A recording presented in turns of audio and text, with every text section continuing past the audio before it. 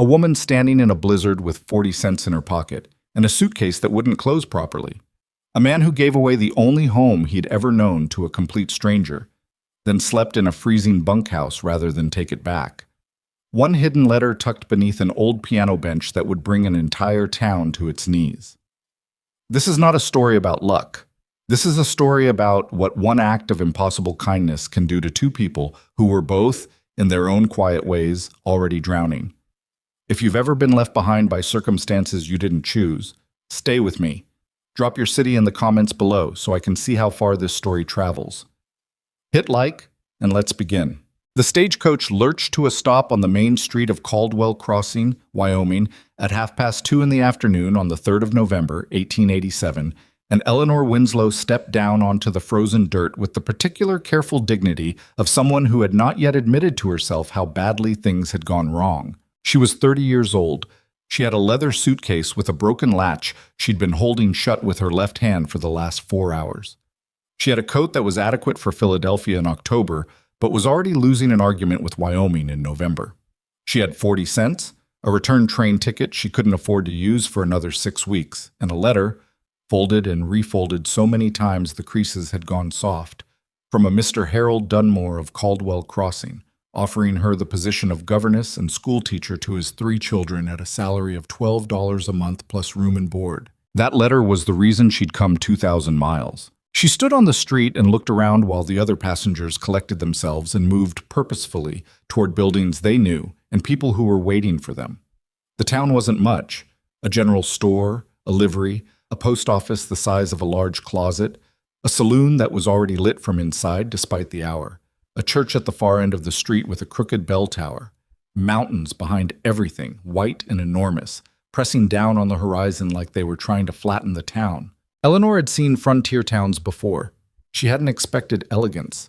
What she hadn't expected was the cold, the specific aggressive quality of it, the way it didn't just chill but insisted, pushing through her coat and her dress and settling somewhere near her spine like it planned to stay. She picked up her suitcase with her right hand and held the latch shut with her left and walked toward the general store, because stores tended to know everything about the people in a town, and she needed to find the Dunmore family before the light failed. The bell above the door announced her. A man behind the counter, heavy-set, 50s, an impressive mustache, looked up from his ledger. "Help you?" "I hope so," Eleanor said. "I'm looking for the Dunmore property." "Harold Dunmore? I've come from Philadelphia. I have a letter of employment." She stopped. Something had shifted in the man's face. Not rudeness exactly, something closer to discomfort. "You Eleanor Winslow?"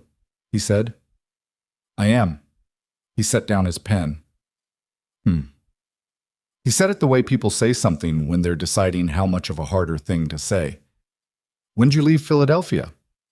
11 days ago." He nodded slowly. "You didn't get the telegram." Eleanor's stomach did something unpleasant. "What telegram?" "Harold Dunmore's wife passed," the man said. "Fever. 3 weeks back. Harold, he's not doing well. Closed up the house. Sent the children to his sister in Cheyenne." He paused. "He sent telegrams to everyone, all his accounts, his business arrangements. I assumed—" "I didn't receive one," Eleanor said. Her voice came out steady. She was grateful for that. "I'm sorry, miss." He said it and meant it, she thought, which almost made it worse. "There's no position anymore? The family's— well, he's just trying to get through." Eleanor stood there for a moment. The wind pressed against the front window of the store like it was trying to get in. She became aware of the 40 cents in her coat pocket.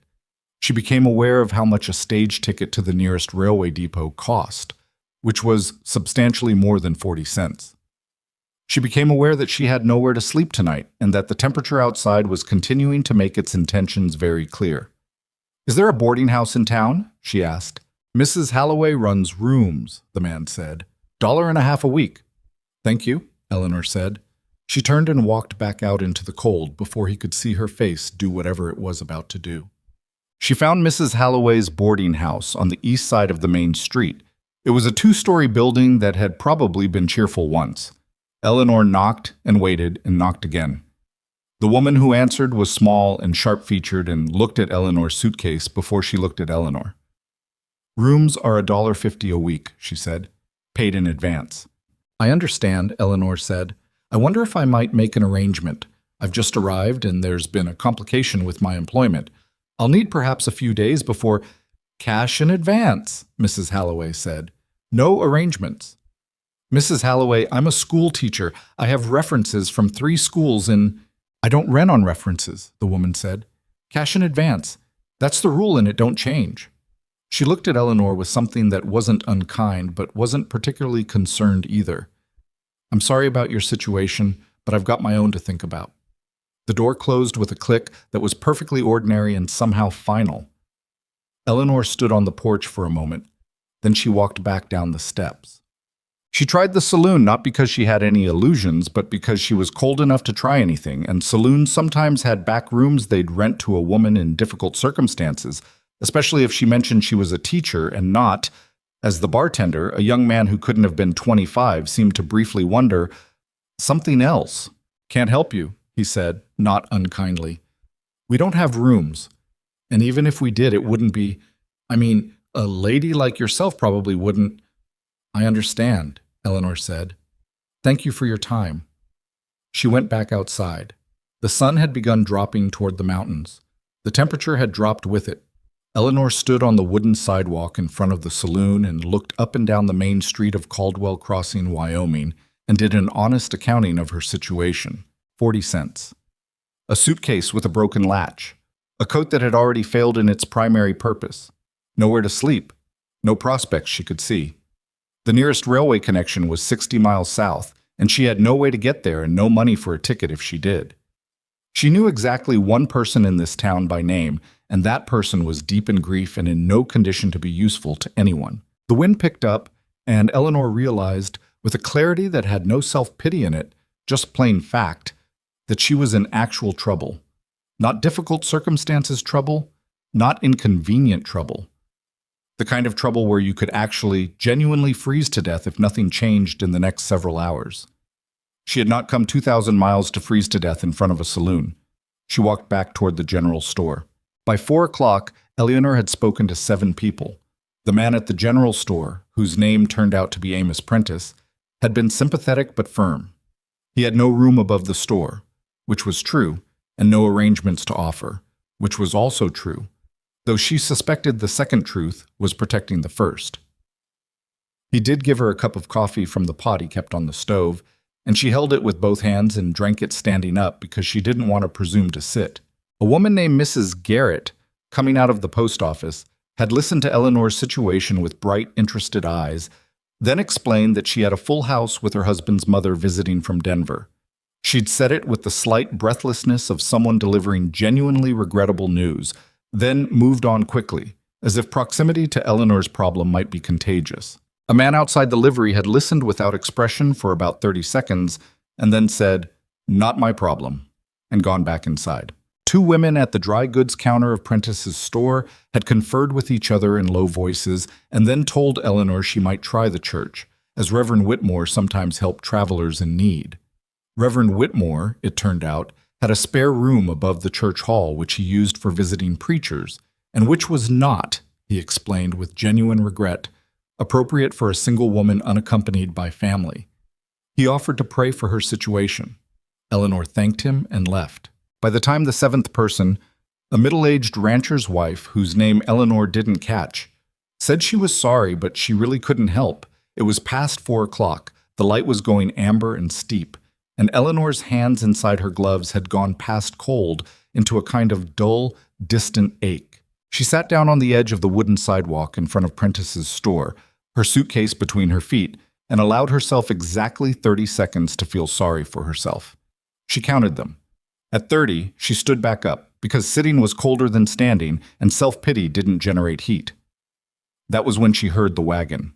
It came from the north end of the street, a flatbed work wagon with a single horse moving at an easy walk. The driver was a big man, broad through the shoulders, wearing a sheepskin coat and a hat pulled low against the wind. He had the look of someone who'd been working since before light and expected to work until after dark, and had made a kind of peace with that being his life. He would have driven past her. He'd almost already passed her. Then something, she didn't know what, she never did figure out what, made him pull up. He sat there on the wagon for a moment looking at her. She looked back at him. He had a plain, weathered face. Not handsome exactly, but not the other thing either. Dark eyes that were tired and also, underneath the tired, watchful. Maybe 40 years old. Maybe a few years either side. "You all right?" he asked. It was such a fundamental question that Eleanor almost laughed. "Not especially," she said, because she'd run out of energy for pretending. He looked at her suitcase. He looked at her coat. He looked at the street around her, which was emptying as people moved toward warmth and supper and the ordinary comfort of the evening. Then he looked back at her. "Where are you staying tonight?" "That," Eleanor said, "is currently the central problem." He was quiet for a moment. "You got people here?" "I don't know anyone in this town. I came for a teaching position with the Dunmore family. Mr. Dunmore's wife passed while I was traveling. The position is gone. I arrived 2 hours ago and I have 40 cents and nowhere to sleep, and the temperature is—" She stopped. She hadn't meant to say all of that. It had just come out, flat and factual, because there was nothing else to say. "I'm sorry, you didn't ask for all of that." "No," he said. "I did ask." He looked at her for another moment. Then he climbed down from the wagon. He was taller standing than he'd looked sitting, well over 6 feet, with the kind of physical ease that comes from spending years doing hard physical work. "Graham Mercer," he said. He didn't offer his hand because her hands were wrapped around her elbows, trying to conserve warmth, and she got the sense he'd noticed that. "I've got a ranch about 4 miles north of here." "Eleanor Winslow." He nodded. He looked at her suitcase. He looked at the street again, almost like he was checking to see if anyone was watching, but not exactly. More like he was checking the situation, taking stock. "I've got a ranch house," he said slowly. "Nobody in it but me. Plenty of room." He paused. Then he said, with the particular careful quality of a man choosing his words the way you'd pick your footing on uncertain ground, "I want to be plain with you, Miss Winslow, because we don't know each other. I'm not offering anything improper. I'd move to the bunkhouse. The house would be yours. You'd have privacy, and you'd be warm, and there's food." Eleanor stared at him. "You'd be giving me your house," she said. "Temporarily," he said. Then he corrected himself. "Well, for as long as you need it to get yourself sorted. You'd sleep in the bunkhouse. I've slept in worse." "Mr. Mercer," Eleanor said, "you don't know me at all." "No," he agreed, "but I can see you're cold, and you've got nowhere to go, and it's going to be below freezing tonight." He said it like those were simply the relevant facts, and the conclusion they pointed to was obvious. "There's a stove in the bunkhouse and plenty of firewood. I'll be fine." Eleanor looked at this stranger with his sheepskin coat and his tired eyes and his impossible, implausible offer. Every sensible instinct she had told her that accepting generosity like this from a man she'd known for 3 minutes was the kind of decision that led to complications she couldn't afford. But the cold was telling her something else, and the 40 cents was telling her something else, and the faces of the 7 people who'd looked away were telling her something else too. "I'd pay you back," she said, "once I found work. I would want to be clear about that." "We can discuss that later," he said. "Right now you need to get off this street before it gets dark." He picked up her suitcase before she could reach for it. He didn't make a show of it, just picked it up and started toward the wagon. Eleanor followed him. The road north of Caldwell Crossing was rutted hard with old mud that had frozen and refrozen until it was like driving over corrugated iron. Eleanor sat on the wagon bench beside Graham Mercer and held her suitcase latch with her left hand out of habit, though there was nothing in it to spill, and watched the landscape get larger and emptier as the town fell behind. Graham Mercer didn't talk much. He asked her once how long the stage ride had been, and she told him 11 days, and he made a sound that was either sympathy or just acknowledgement and left it at that, which she appreciated. She was too cold and too wrung out for conversation. The ranch came into view as the last of the daylight was leaving the sky. A long, low house of timber and stone, a substantial barn, 2 smaller outbuildings, corrals, everything weathered but sound. It sat in a shallow valley with the mountains behind it and a line of bare cottonwood trees along what was probably a creek in warmer weather. He pulled up in front of the house and wrapped the reins around the brake handle. "I'll get a fire going inside first," he said. "Then I'll take the wagon to the barn." Eleanor climbed down while he hitched the horse to the porch post. She stood and looked at the house. It was bigger than she'd expected. There was a front porch with two chairs that had been there so long they'd grown into the wood of the porch, a curtained window on each side of the door. Someone had planted roses along the porch railing. You could see the dormant canes, cut back for winter. The roses bothered her somehow, in a way she couldn't immediately place. Graham came past her and pushed the door open and went in ahead of her. To check it, she realized, not because he thought she needed escorting. She heard him moving around, the scrape of iron, the click of a flint, then the particular soft whomp of tinder catching. She stepped inside. The house was cold, but it was the cold of a place that had been shut up, not the aggressive cold of outside. Her eyes adjusted. A main room with a stone fireplace that was already beginning to glow, a kitchen through a doorway, a table with 4 chairs, 2 windows, a braided rug that had once been colorful. On the far wall, half hidden behind a wing chair that had been pushed aside, she saw the edge of something dark and wooden. She looked at it. A piano.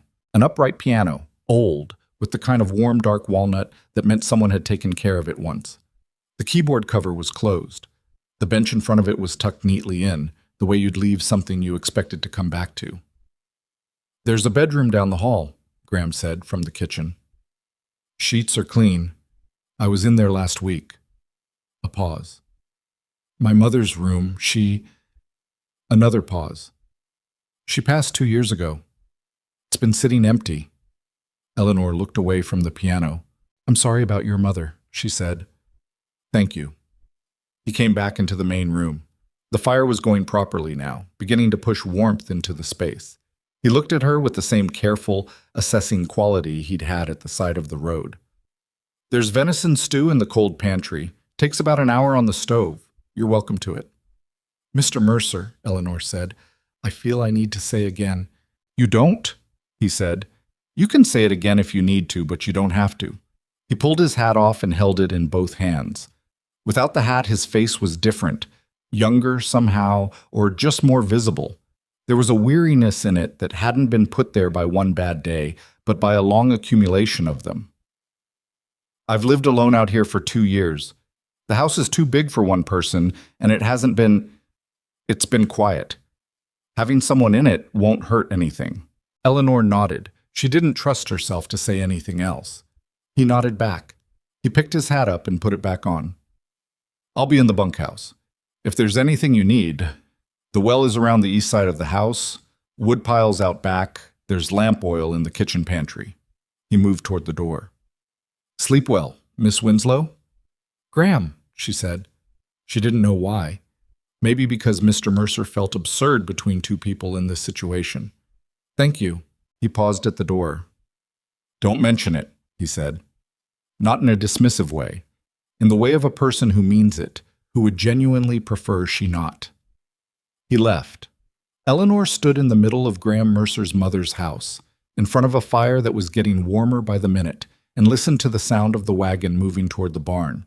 Then she sat down in the wing chair beside the fire and put her face in her hands. She didn't cry.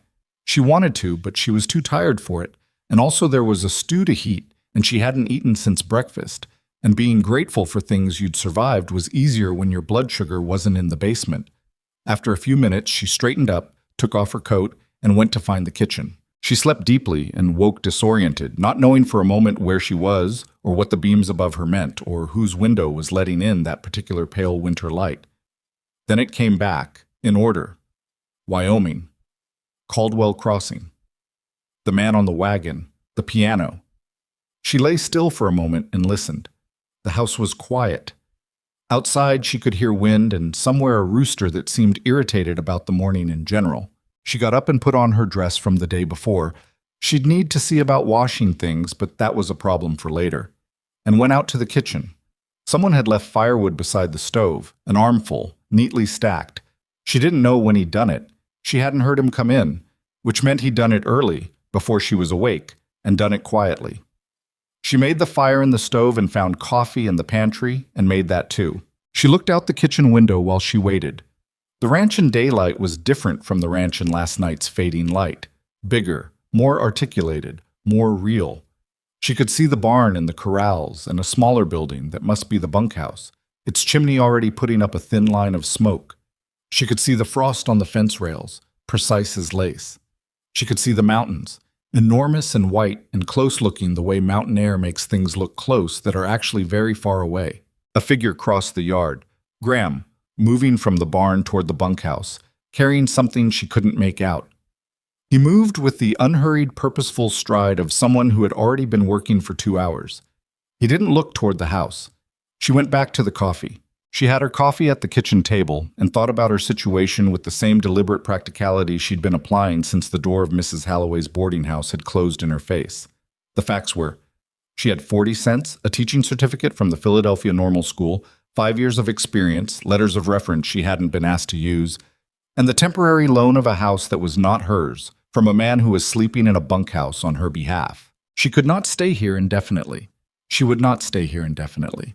What she needed was a plan, and what a plan needed was information. What were the families in the area? Were there children who needed teaching? Was there a school building or the possibility of one? Who made decisions about such things? She would need to go back to town. She would need to present herself, and her qualifications, and her intentions. She would need to do this without Graham Mercer's help, because she was not his responsibility, and she needed to be clear about that to herself before she could be clear about it to anyone else. She was washing her coffee cup when there was a knock at the front door. Not tentative, such 3 firm knocks, which she associated with someone who was used to knocking on this door, but was also making a point of not simply walking in. She dried her hands and went to open it. Graham stood on the porch. He'd taken his hat off. His hair was dark and going gray at the temples, and he hadn't shaved, which on another man might have looked unkempt, but on him just looked like what it was. A rancher who'd been up since before dawn and hadn't gotten to shaving yet. "Morning," he said. "I wanted to say, I have to ride out to the south pasture this morning, check the cattle before the weather comes in again. Might be gone until mid-afternoon." He was holding his hat in both hands again, she noticed. That seemed to be something he did when he was being careful. "I wanted to make sure you knew the layout before I went. The nearest neighbor is the Hartley place, about 1.5 miles east. Clara Hartley. She's about your age, friendly woman. If you needed anything while I was out, she'd help." "Thank you," Eleanor said. "I'm planning to go into town. I want to start asking about teaching work." Something shifted in his expression. Not displeasure, more like he was recalibrating something. "I could take you in tomorrow, save you the walk." "The walk would do me good," Eleanor said. "I've been sitting in a stage for 11 days. He looked at her for a moment and then nodded, the way a person nods when they've decided to accept an answer they perhaps could have argued with. "About 4 miles, he said. "Road's rough but straight, can't miss the town." "I'll manage." He put his hat back on. "There's oats and dried apples in the pantry, if you want breakfast." "I'll find it, thank you." He was 3 steps off the porch when he stopped. "Miss Winslow." He turned around. "The piano." He said it and then seemed to wonder why he'd started because he paused. "My mother played it. It hasn't been... Nobody's touched it since she passed. But it's there if you play. You don't need to ask." Eleanor looked at him carefully. "I do play," she said, "but I wouldn't want to..." "It should be played," he said. He said it with a flatness that meant he'd thought about this and arrived somewhere hard and made himself say it anyway. She would have wanted it to be played. Then he turned back and walked toward the barn. Eleanor stood in the doorway and watched him go. She thought about the way he'd said she would have wanted, with the careful past tense of someone who has had 2 years to practice using it, but hasn't necessarily gotten to the place where it's comfortable yet. She went inside and stood in front of the piano. She looked at it for a long time. Then she lifted the keyboard cover and pressed one key, a middle C, and listened to the sound it made, moving through the quiet rooms of that empty house. It was slightly flat, but it was warm, and it was there. Eleanor walked into Caldwell Crossing the next morning wearing her second-best dress. Her best was too fine for job seeking, which paradoxically made you look like you didn't need the job, and carried her references in the leather folder she'd brought from Philadelphia. The town looked different in morning light, or maybe she looked different in it. She wasn't a woman standing helpless on the street anymore. She had somewhere to sleep, coffee in her stomach, and a purpose. She went to Prentice's general store first, because Amos Prentice knew everything about the town and because he'd given her coffee yesterday, which put him on the side of decency. He looked up when she came in. A flicker of surprise, then relief, told her he'd been a little worried about what had happened to her. "Miss Winslow," he said. You found somewhere to stay. Graham Mercer's ranch, she said. His expression did several things in quick succession and landed on carefully neutral. Did he? It wasn't quite a question. He gave me the house, Eleanor said precisely. He's in the bunkhouse. I want to be clear about that because I suspect it matters in a town this size. Amos Prentice looked at her for a moment and then laughed, a surprise sound. You're right, he said. It does, and I appreciate the directness. He leaned on the counter. Graham Mercer is a good man, quiet, keeps to himself since his mother passed. People here respect him, though they don't always understand him. I'm looking for teaching work, Eleanor said. I have 5 years of experience and letters from the Philadelphia Normal School and 2 school administrators. I can teach reading, writing, arithmetic, basic science, history, geography, and music. Are there children in this area who aren't being schooled? Amos looked thoughtful. Plenty, he said. There's no school building here. Was one. Burned down 4 years back. Kids either learn at home or do without. He paused. There's been talk about rebuilding. Talk. You know how talk goes. Who would I speak to about it? You'd want to talk to Charles Whitfield. He owns the biggest spread in the county. He's on the informal town council, or what passes for one. And Clara Hartley. Her husband James is a voice people listen to. He straightened up. And you might talk to Reverend Whitmore. I know he turned you away yesterday. He told me, felt bad about it, but he'd be behind a school effort. Eleanor wrote the names in the small notebook she carried. Thank you, Mr. Prentice. Amos, he said, and Miss Winslow, he hesitated. People are going to talk about you at the Mercer place. I just want you to know that, so you're not surprised. I'm not surprised, she said. I grew up in a city, but I understand small towns. I'll deal with it by being who I am. She closed her notebook and put it in her coat pocket. Thank you, Amos. She spent the rest of the morning calling on Charles Whitfield's wife. The man himself was out at the range, and the Hartley farm east of town, and Reverend Whitmore, who did in fact apologize for the previous day and listened to her proposal with an attention that seemed genuine. Clara Hartley was a woman with a round, open face, and 3 children under 6, and the look of someone who had developed efficiency as a survival skill. She listened to Eleanor over a kitchen table with a baby on her hip and a toddler attached to her leg, and then said, Miss Winslow, if you can teach my Billy to read before he drives me to a complete breakdown, I will do anything you need me to do. Anything. Eleanor smiled her first real smile since Philadelphia. I can teach Billy to read, she said. I promise you. She started playing the piano on the 4th night. Not to perform. She was alone in the house. Graham was in the bunkhouse. The nearest neighbor was a mile away. She played because the house was very quiet in the evenings, and the quietness was the specific texture of a house that had once held more life than it currently did. And that kind of quiet has a weight to it. She played the things she'd learned as a child and had kept playing through everything. Through the years at school, through her brief marriage and its briefer end, through the move to Philadelphia and the work and the accumulated pragmatism of a woman on her own in the world. Pieces she'd learned when they were just exercises and had come to love later, when she understood what they were actually saying. She played for maybe an hour. Then she stopped because the fire was getting low and she was tired. She didn't know that Graham Mercer had come out of the bunkhouse when he heard the first notes, had stood in the yard in the cold with his coat not quite properly buttoned because he'd come out fast, not thinking about it, and had stood there for the full hour, not moving much, his breath making small clouds in the freezing air. She didn't know that. She found out later. What she did know was that the next morning when she went to start the kitchen fire, there was a fresh pot of coffee already made on the stove and it was still hot, which meant he'd made it not long before. She poured herself a cup and stood at the kitchen window and looked at the bunkhouse chimney and thought about that. 2 weeks into her stay at the Mercer Ranch, Eleanor had 3 students. Billy Hartley, age 7, who wanted to read more than he'd wanted anything in his life, and whose desperate eagerness made him easy to teach. Sarah Prentice, Amos's niece, who was visiting from her family's farm 5 miles south and was 9 years old and had a gift for arithmetic that nobody around her had thought to develop. And Thomas Whitfield, 12, whose father Charles had come around to the idea of a schoolteacher with the particular caution of a man who wants to believe something is as good as it sounds but has been burned before. She taught them in the ranch house's main room around the kitchen table pushed to make space, with her teaching materials propped against Graham's mother's china cabinet. Graham was never there during lessons. He was always working.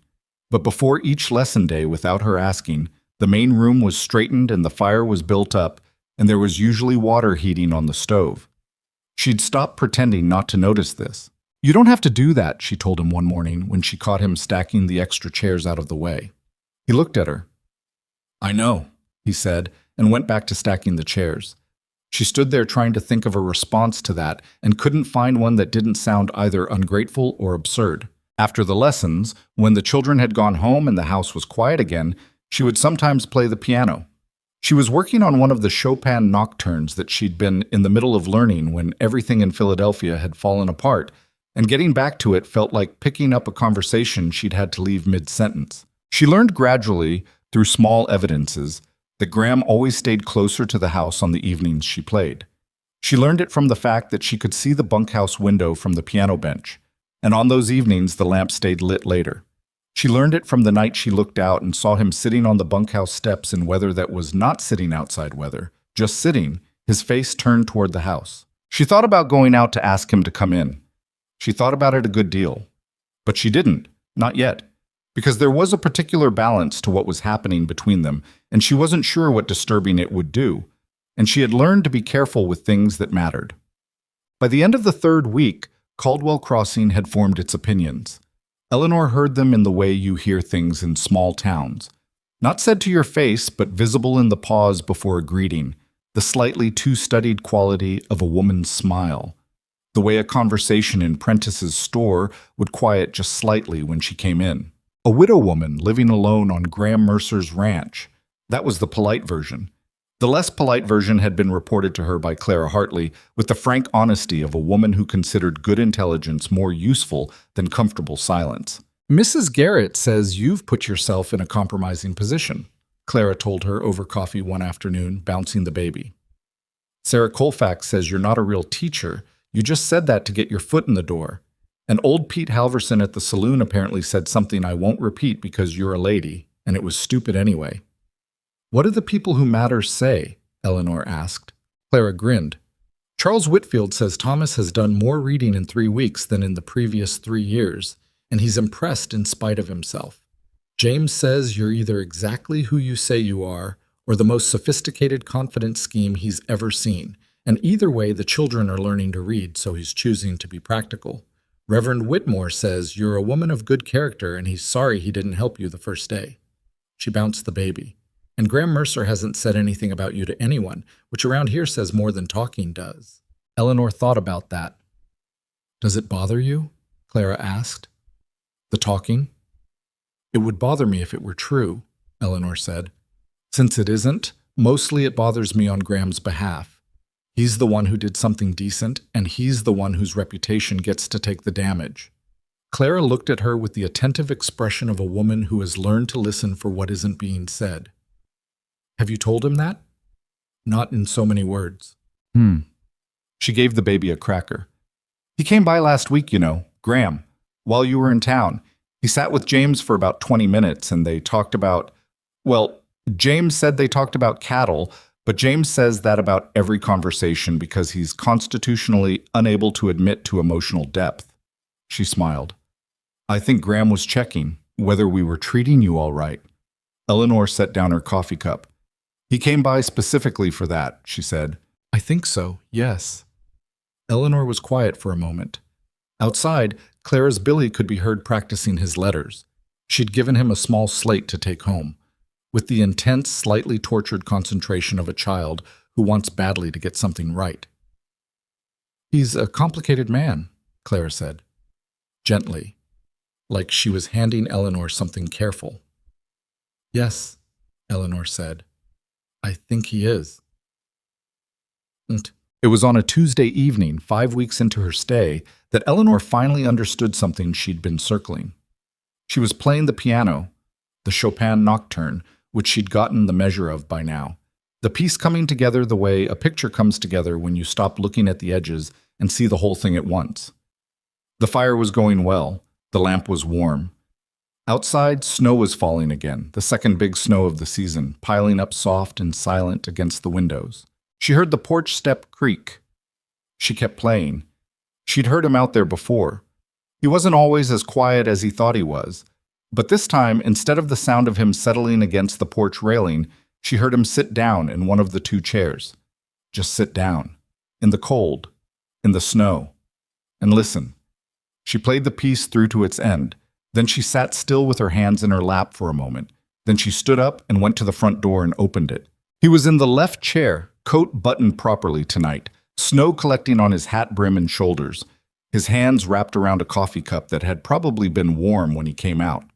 He looked at her without surprise, which meant he'd heard her footsteps and known she was coming. "You're going to freeze," she said. "I'm all right." "Graham, come inside." He looked at her. "I told you when you moved in that I wouldn't—" "I know what you told me," she said. "I'm telling you that I'm inviting you in and that there's a difference between those two things." She paused. "Come have coffee by the fire, that's all. You've been standing out in the cold listening for 5 weeks and I won't— It's enough." He was quiet for a long moment. She could see him turning something over, internally, carefully, the way he seemed to do most things. Then he stood up. He came inside. She closed the door against the snow. He took off his hat and coat, and she hung them by the door, and they went to the kitchen, and she made fresh coffee while he sat at the kitchen table, and they didn't talk for a while, which was all right. They'd gotten somewhere past the point where silence was uncomfortable. "Your mother loved that piece," Eleanor said, eventually. Not a question. He looked at his coffee. She had some music she kept on the piano. "I don't know what most of it was. Played it every Sunday morning." He was quiet. "I haven't been able to make myself move it." "I saw it," Eleanor said. "I left it exactly where it was." He nodded. "I know," he said. "Thank you." Another silence. The snow ticked against the window. The fire in the stove made small, comfortable sounds. "The children are doing well," Eleanor said. "I know. Billy told me about it at the store. He said you're the best teacher he's ever had." He paused. "He's only ever had you, but I think he meant it as a compliment." Eleanor laughed. It surprised her a little. "He's bright. They all are. Thomas Whitfield especially. He has a mathematical mind someone should cultivate." Graham looked up from his coffee. There was something in his face she'd been catching glimpses of in the last few weeks, behind the tiredness and the careful reticence, something that was almost like the expression of a person who has decided to let themselves have a good thing they weren't sure they deserved. It came and went quickly, and he always seemed slightly caught by it, like he hadn't entirely authorized it. "You've done something," he said, "to this place, since you've been here."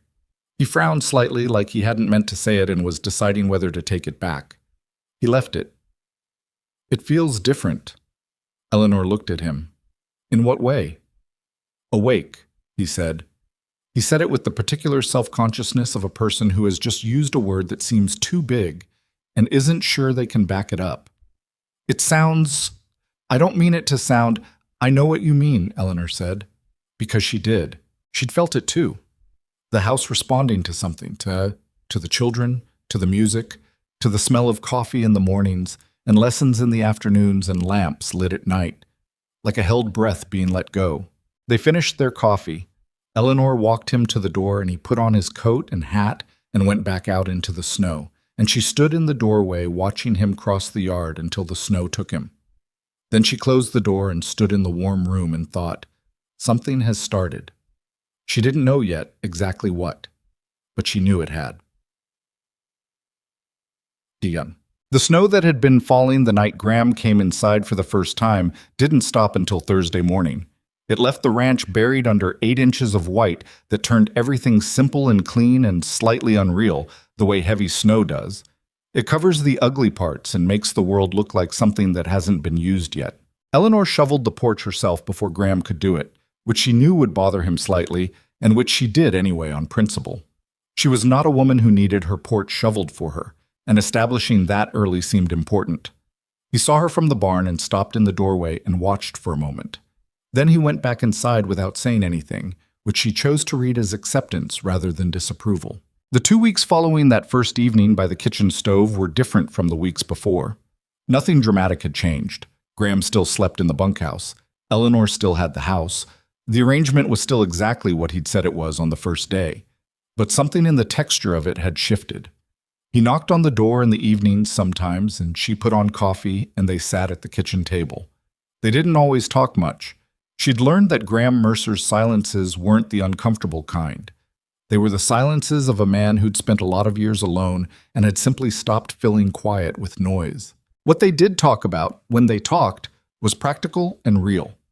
The cattle situation in the South Pasture, which was complicated by a fence that needed repair before spring. The Hartley children and whether Billy was progressing the way she'd hoped. The road between the ranch and town, which had been graded badly 3 years ago and hadn't improved. Once, briefly, Philadelphia. He asked what it was like in the way a person asks about a place they genuinely can't imagine, and she tried to explain the density of it, the noise, the particular smell of the Delaware River in summer, and he listened with a focused attention that she'd come to recognize as just how he listened to everything. He never asked about her marriage. She never offered it. That suited them both. The student count reached 5 by the second week of December. Word had gotten around, carefully, through Clara Hartley mostly, and through Amos Prentice, who had a gift for mentioning things in the right ears, that the woman at the Mercer Ranch was genuinely teaching, not just minding children, and that Thomas Whitfield's father had been heard to say something complimentary about it, which in Caldwell Crossing carried weight.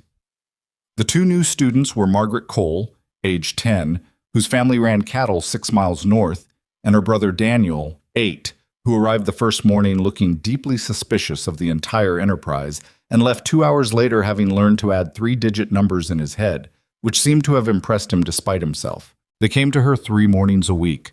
She pushed the furniture back and set up her borrowed space, Graham's mother's kitchen table, the extra chairs, a piece of dark board she'd gotten Amos to cut for her to use as a slate.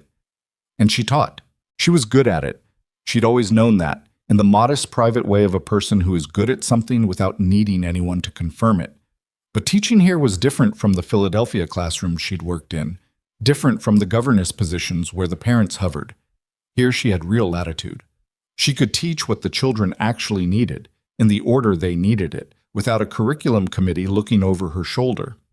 She could spend an hour on arithmetic because Daniel Cole had caught fire with it, and pulling him away would have been criminal.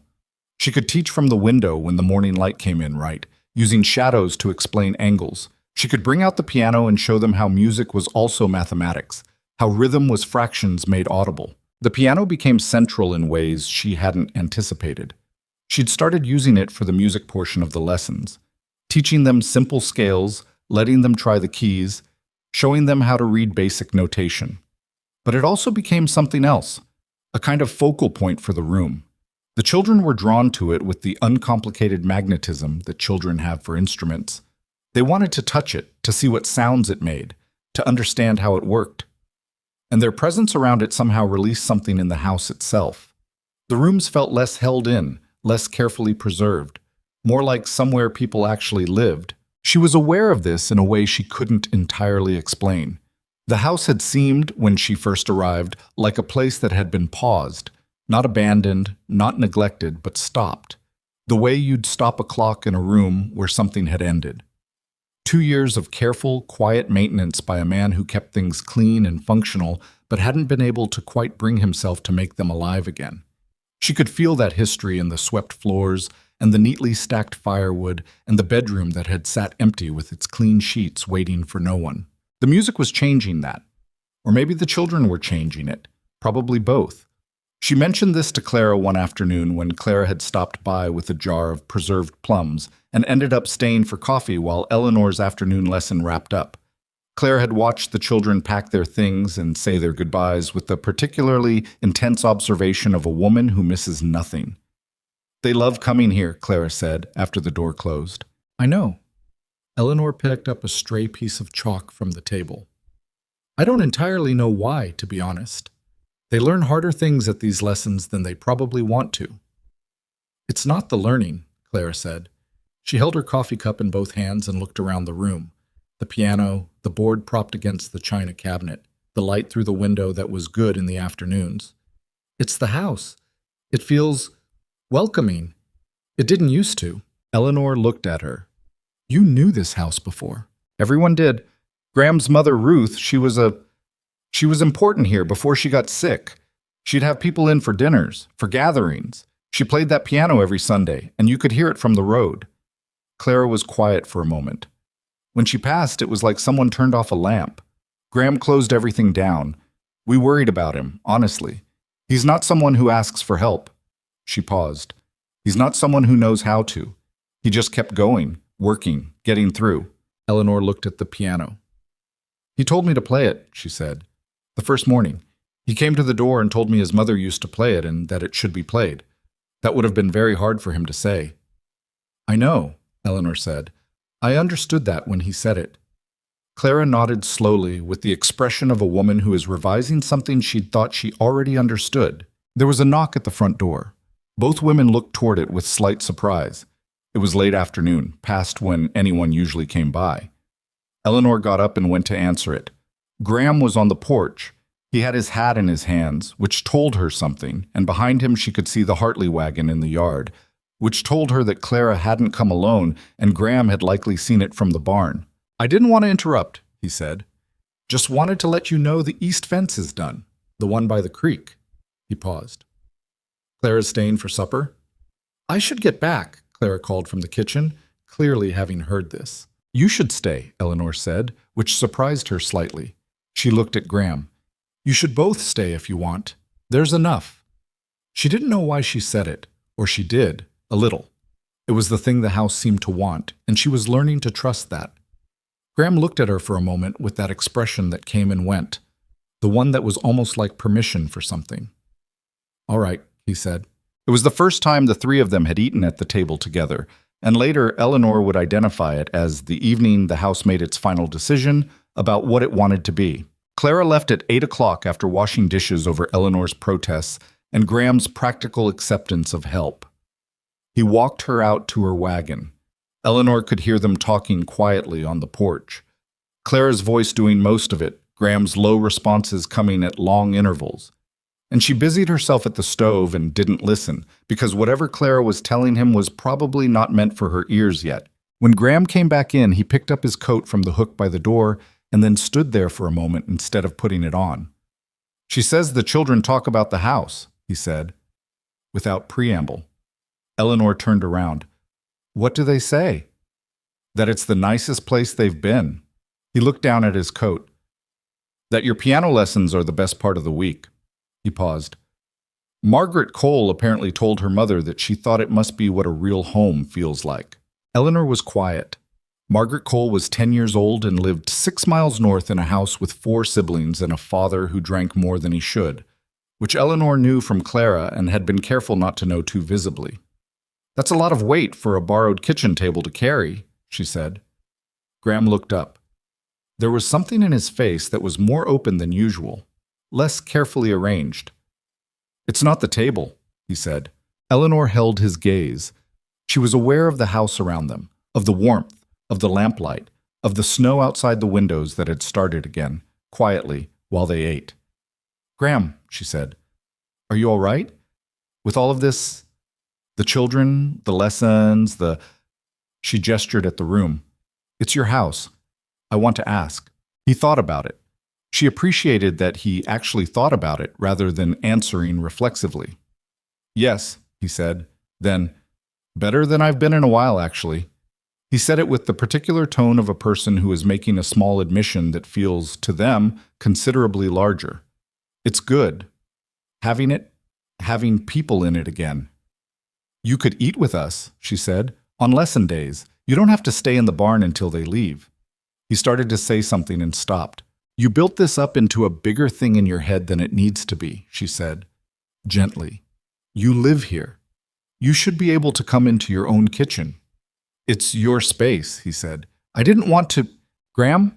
She said his name the way she'd said it the first night she'd invited him in. Not sharply, but with a clarity that meant she was saying the real thing. I am grateful for what you did. I will be grateful for it for the rest of my life, however things go from here.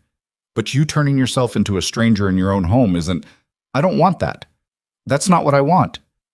He stood there with his coat in his hands and looked at her, and she could see him deciding something. I'll think about it, he said finally. It wasn't a yes, but it wasn't the no she'd half expected.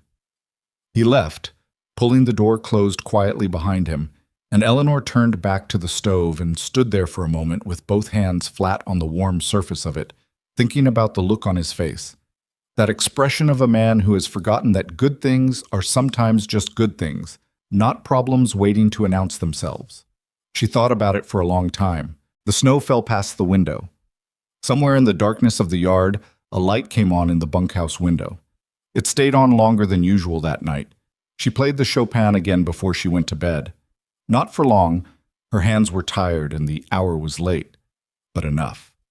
Enough for the sound to move through the rooms and out through the old walls of the house and across the snow-covered yard, the way sound travels in cold air, farther than you'd think. In the bunkhouse, Graham Mercer sat on the edge of his cot in the dark and listened until she stopped. Then he lay down and stared at the ceiling and thought about Margaret Cole, saying, "I thought it must be what a real home feels like, and what that meant, and what he was going to do with the fact that hearing those words had hit him somewhere he hadn't expected to still be reachable." The Christmas holiday fell 2 weeks later. It was not a grand affair in Caldwell Crossing. The town was too small and too spread out for the elaborate celebrations Eleanor had grown up with in the East. But Clara Hartley organized a gathering at the Whitfield place, the biggest house in the area, and sent word to everyone within riding distance. And by the afternoon of Christmas Eve, there were 30-odd people crowded into Charles Whitfield's front room with a fire going and food on every flat surface. Eleanor went. She'd been invited by Clara 3 separate times in 3 different ways, which was Clara's method of making sure people understood that they were actually wanted, and not just being politely included. Graham drove her in the wagon, which had become their ordinary arrangement for going to town. He went in twice a week for supplies, and she came along when she needed to, and they had gotten comfortable with the drive the way you get comfortable with any repeated thing that turns out not to be difficult. The gathering was its first time Eleanor had been around the whole of the town's social fabric at once, and she felt it. The microscopic adjustments in how people positioned themselves near her. The conversations that were slightly more careful than they would have been with someone whose place in the community was fully settled. Not hostile, just not yet decided. But there were also the children, who had no such ambivalence.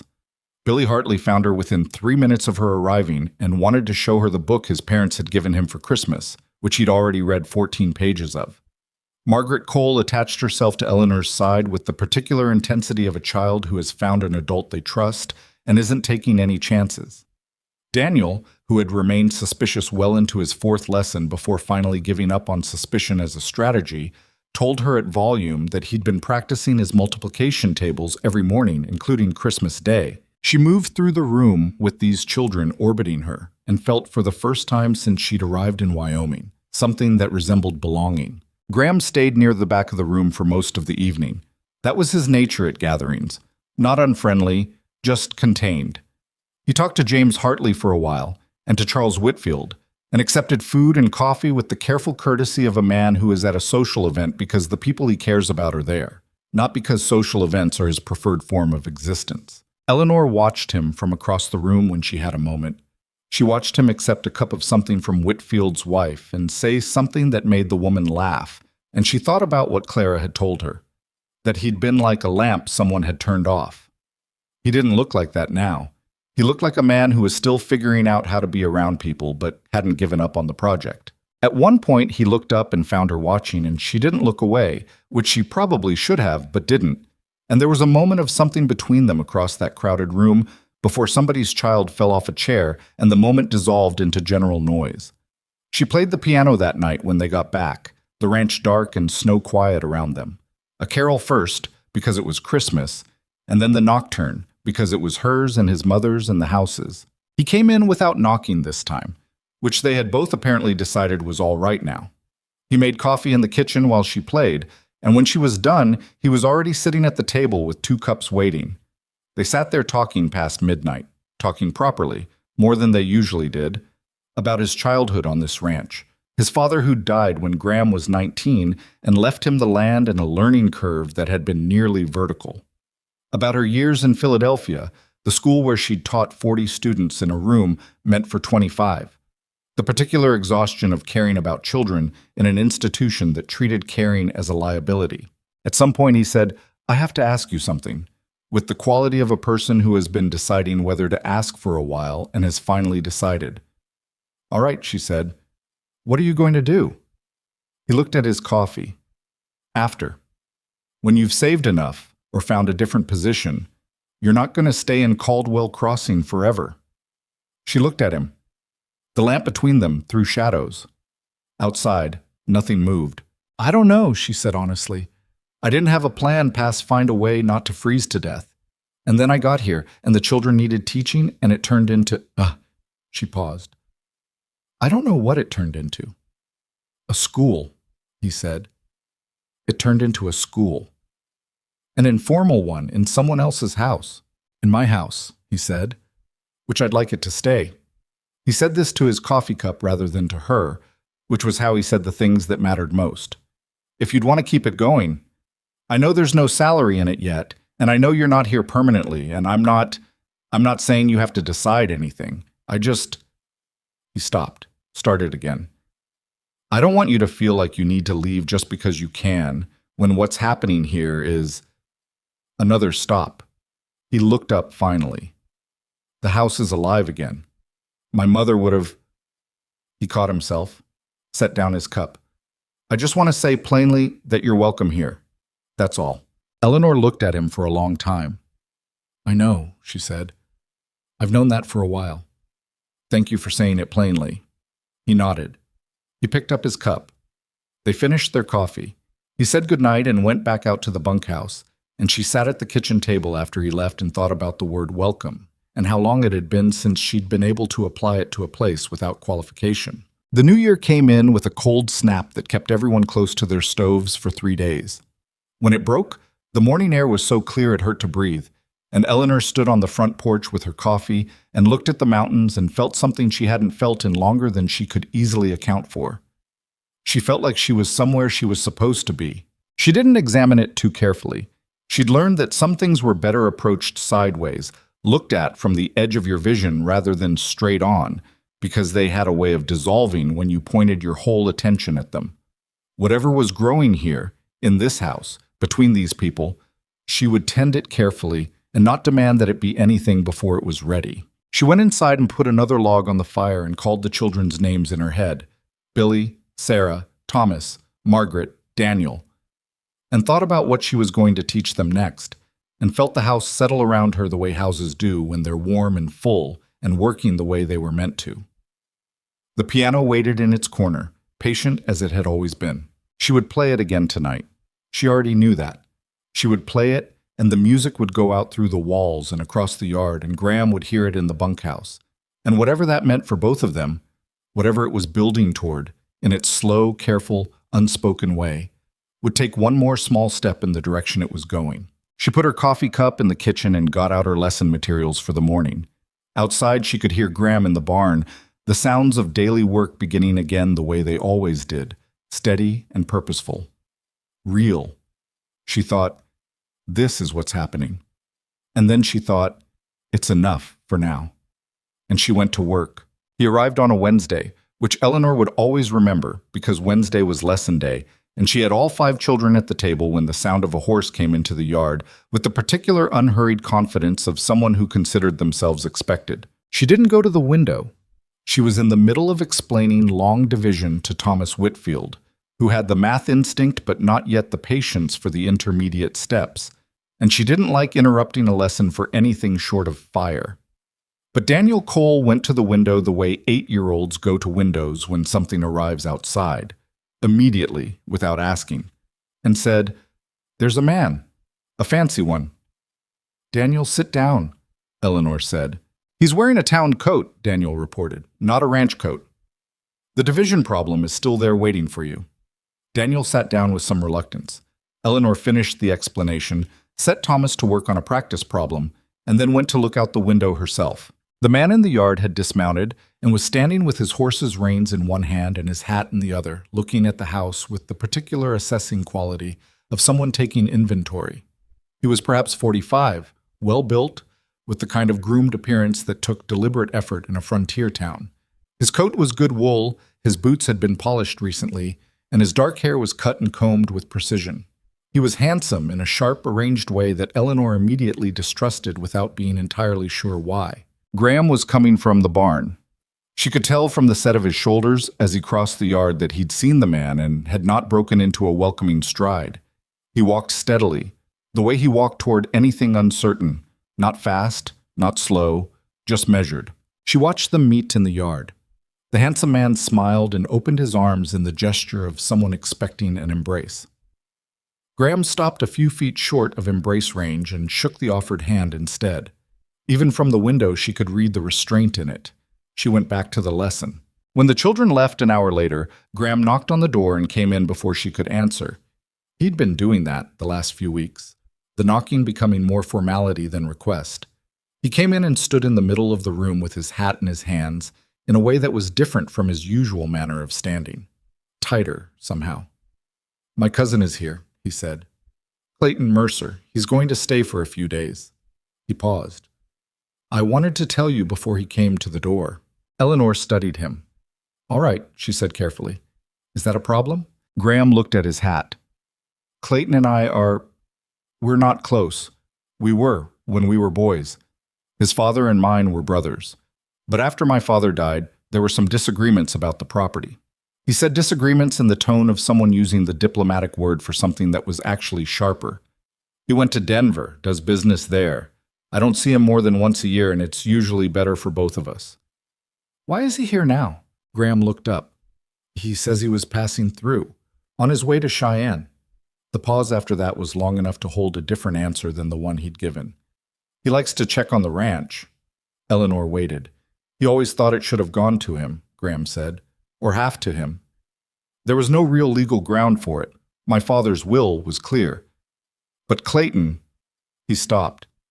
"Clayton has a way of revisiting things he's decided aren't finished." A knock at the front door. Graham's jaw tightened by a fraction. Eleanor straightened up and went to answer it. Clayton Mercer in the doorway was somehow even more polished up close, and his smile was the practiced kind, wide enough to be warm, careful enough to be something else underneath. His eyes went over Eleanor with a speed that was nearly invisible, cataloging everything about her in the half-second before his expression settled into pleasant surprise. "You must be Miss Winslow," he said. "Graham mentioned you." He said it as if mentioned covered a great deal of interesting territory. "Mr. Mercer," Eleanor said, "please come in." He came in and looked at the room, the lesson board still propped against the china cabinet, the chalk dust on the table, the arrangement of chairs that spoke to multiple people having recently occupied them. He looked at the piano. Then he looked at Eleanor with an expression of charmed bewilderment, as though he'd expected to find something other than what was here. "You've been busy," he said.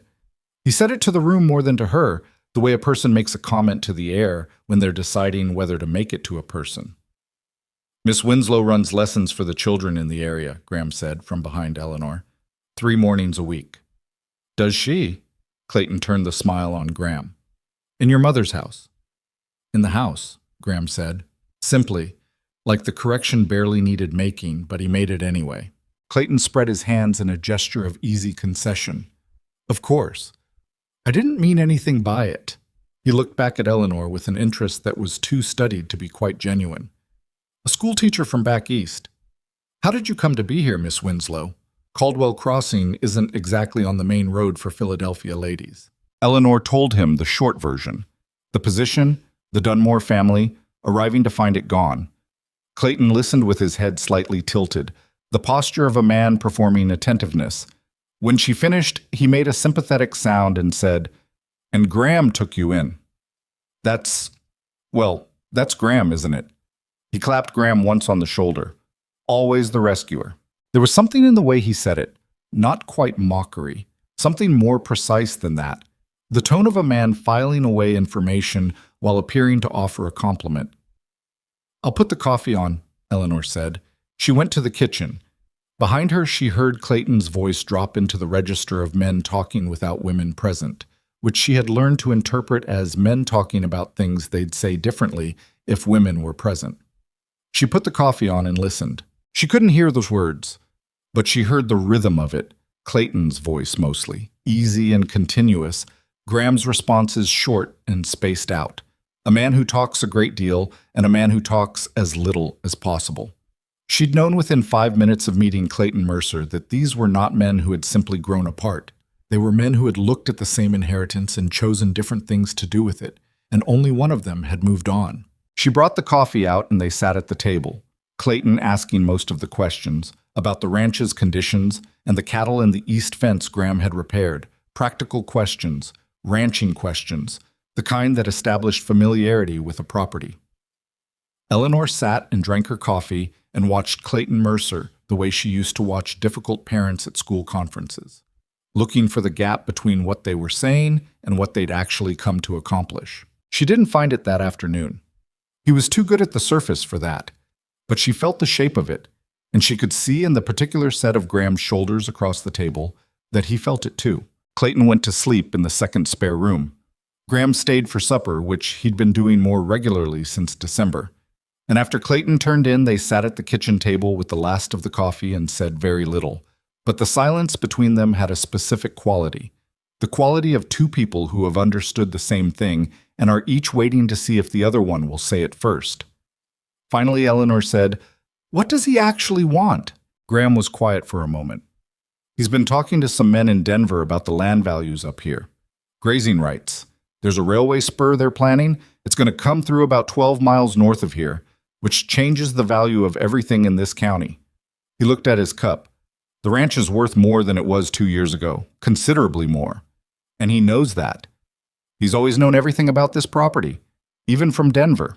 Eleanor thought about the way Clayton had looked at the house when he walked in, the inventory taking. "And you think his being here now is—" "I don't know," Graham said. "I don't have anything concrete. He might actually just be passing through."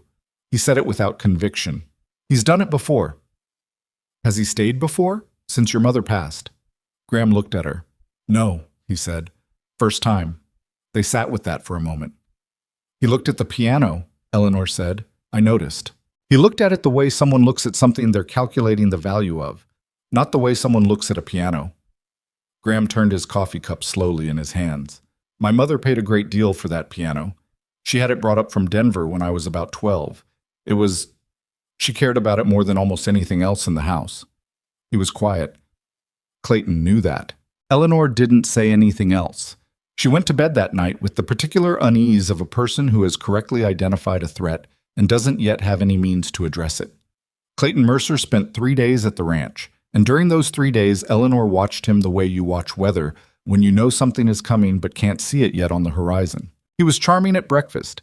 He helped with small chores without being asked, in the visible, slightly theatrical way of a man who wants to be noticed helping.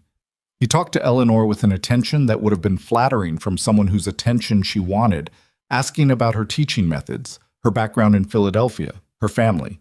She answered the public version of everything and kept the rest behind her teeth where it belonged. On the second day he came to the lesson. He stood in the doorway of the main room while she taught, watching with a pleasant expression that she didn't like at all. The children were aware of him in the way children are aware of being watched by an adult they haven't decided about, and their concentration frayed.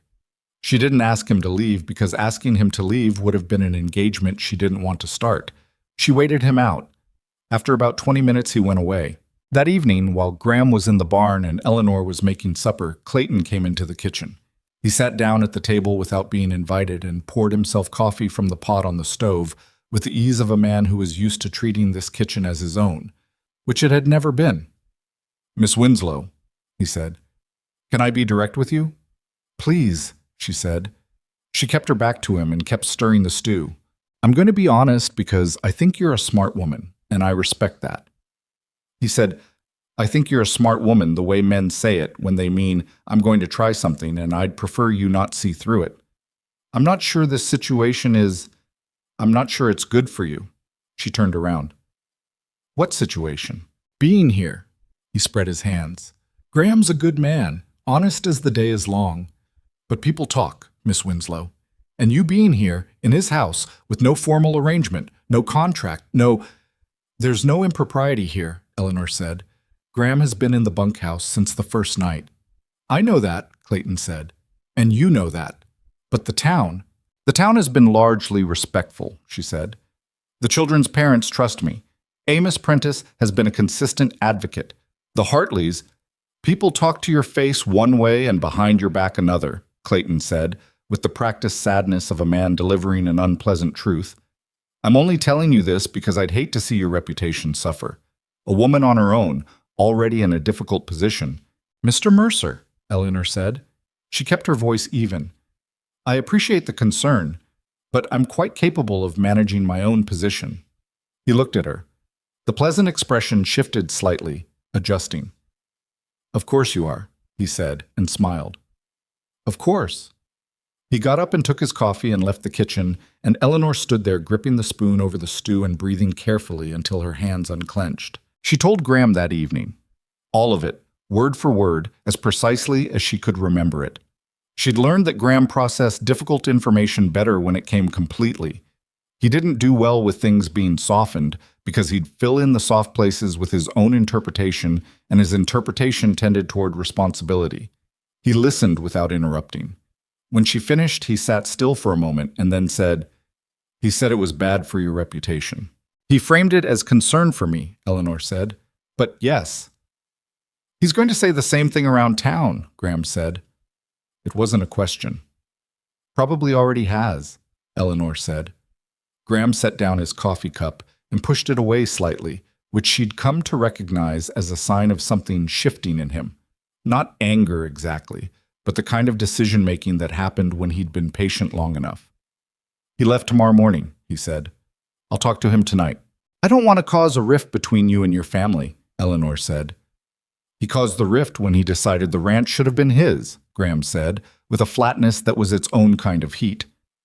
I've been polite about it for 2 years. She didn't argue. She didn't think it would help, and she didn't think he was wrong. She didn't hear the conversation between them. It happened outside, voices too low to carry.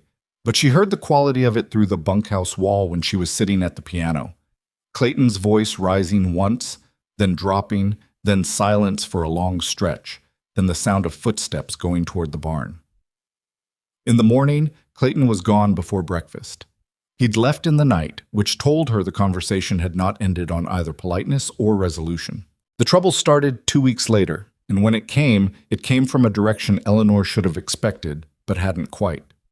Charles Whitfield came to her on a Thursday with a face that was doing several things at once, uncomfortable, apologetic, and also, beneath both of those, genuinely uncertain, which was the one she found most alarming because Charles Whitfield was not a man who did uncertain easily.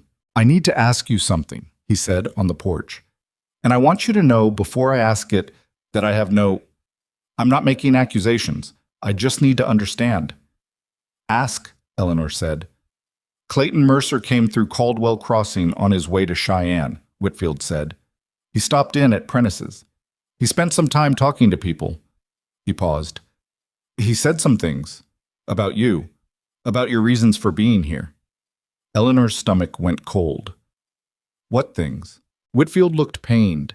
He said you'd come here under false pretenses.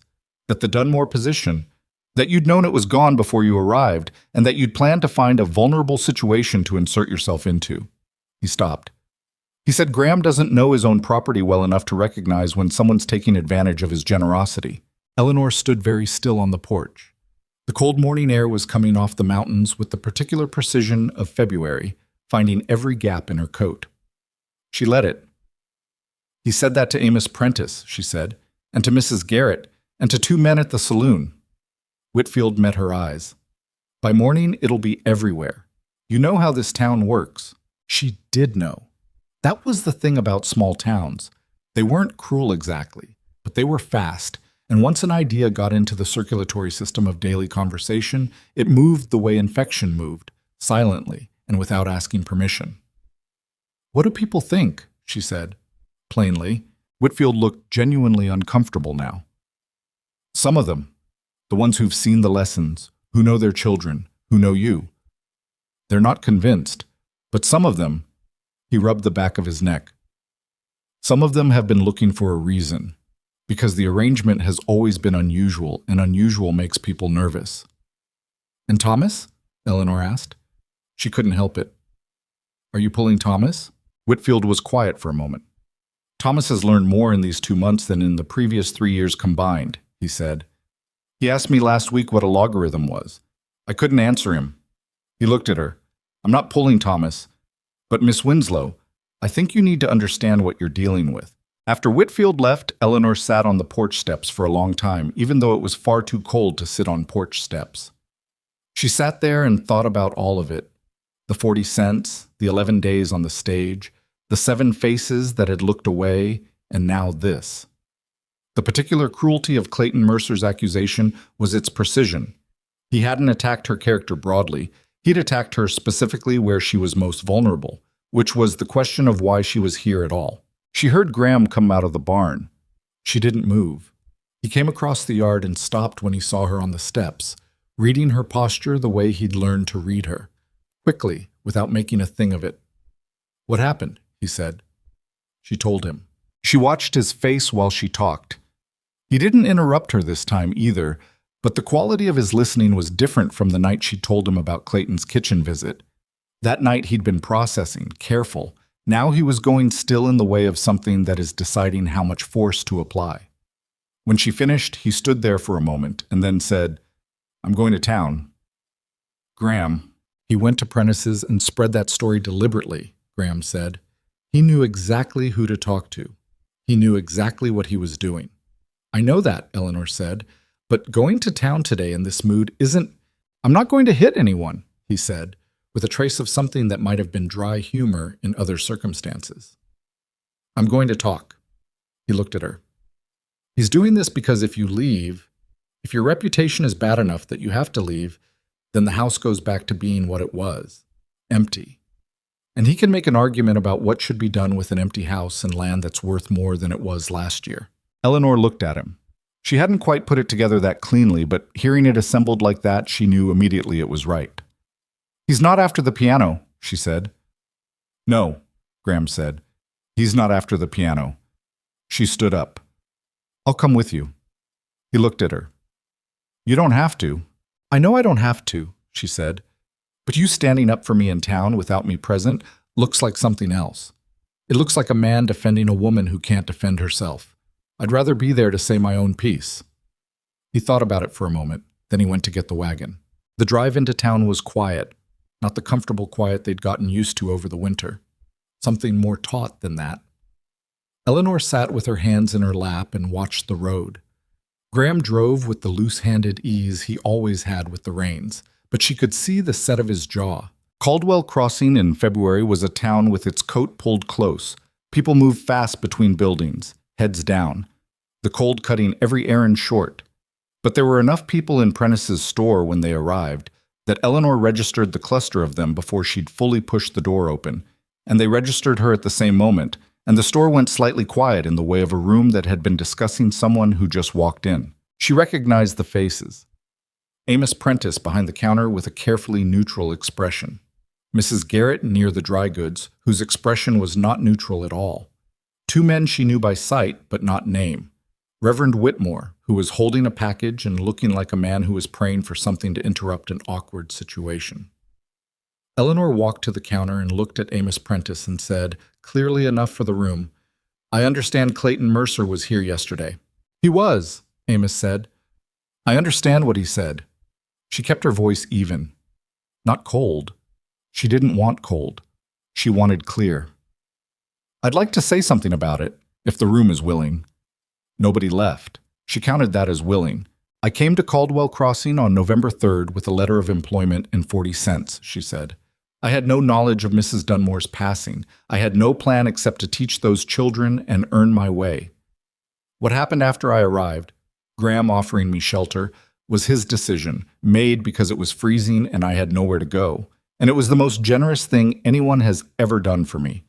I have repaid it by teaching every child in this county who's been willing to come to my door." Mrs. Garrett's expression had shifted slightly. Eleanor pushed forward. "Clayton Mercer has a financial interest in this ranch that he's never been entitled to," she said. "He came here, spent 3 days watching the situation, and then went to Cheyenne by way of every willing ear in this town. That is not a concerned cousin. That is a man making a calculation." She stopped. The room was quiet. Graham hadn't said anything since they'd walked in. He was standing slightly behind her and to her left, which she'd registered, and which she understood. He'd come to be present, not to talk for her. That was exactly right. It was also, she thought, the action of a man who had understood what she'd said on the porch about saying her own piece. It was Reverend Whitmore who spoke first. "I remember the morning you arrived, Miss Winslow," he said slowly. "I turned you away. I've regretted that since." He looked around the room.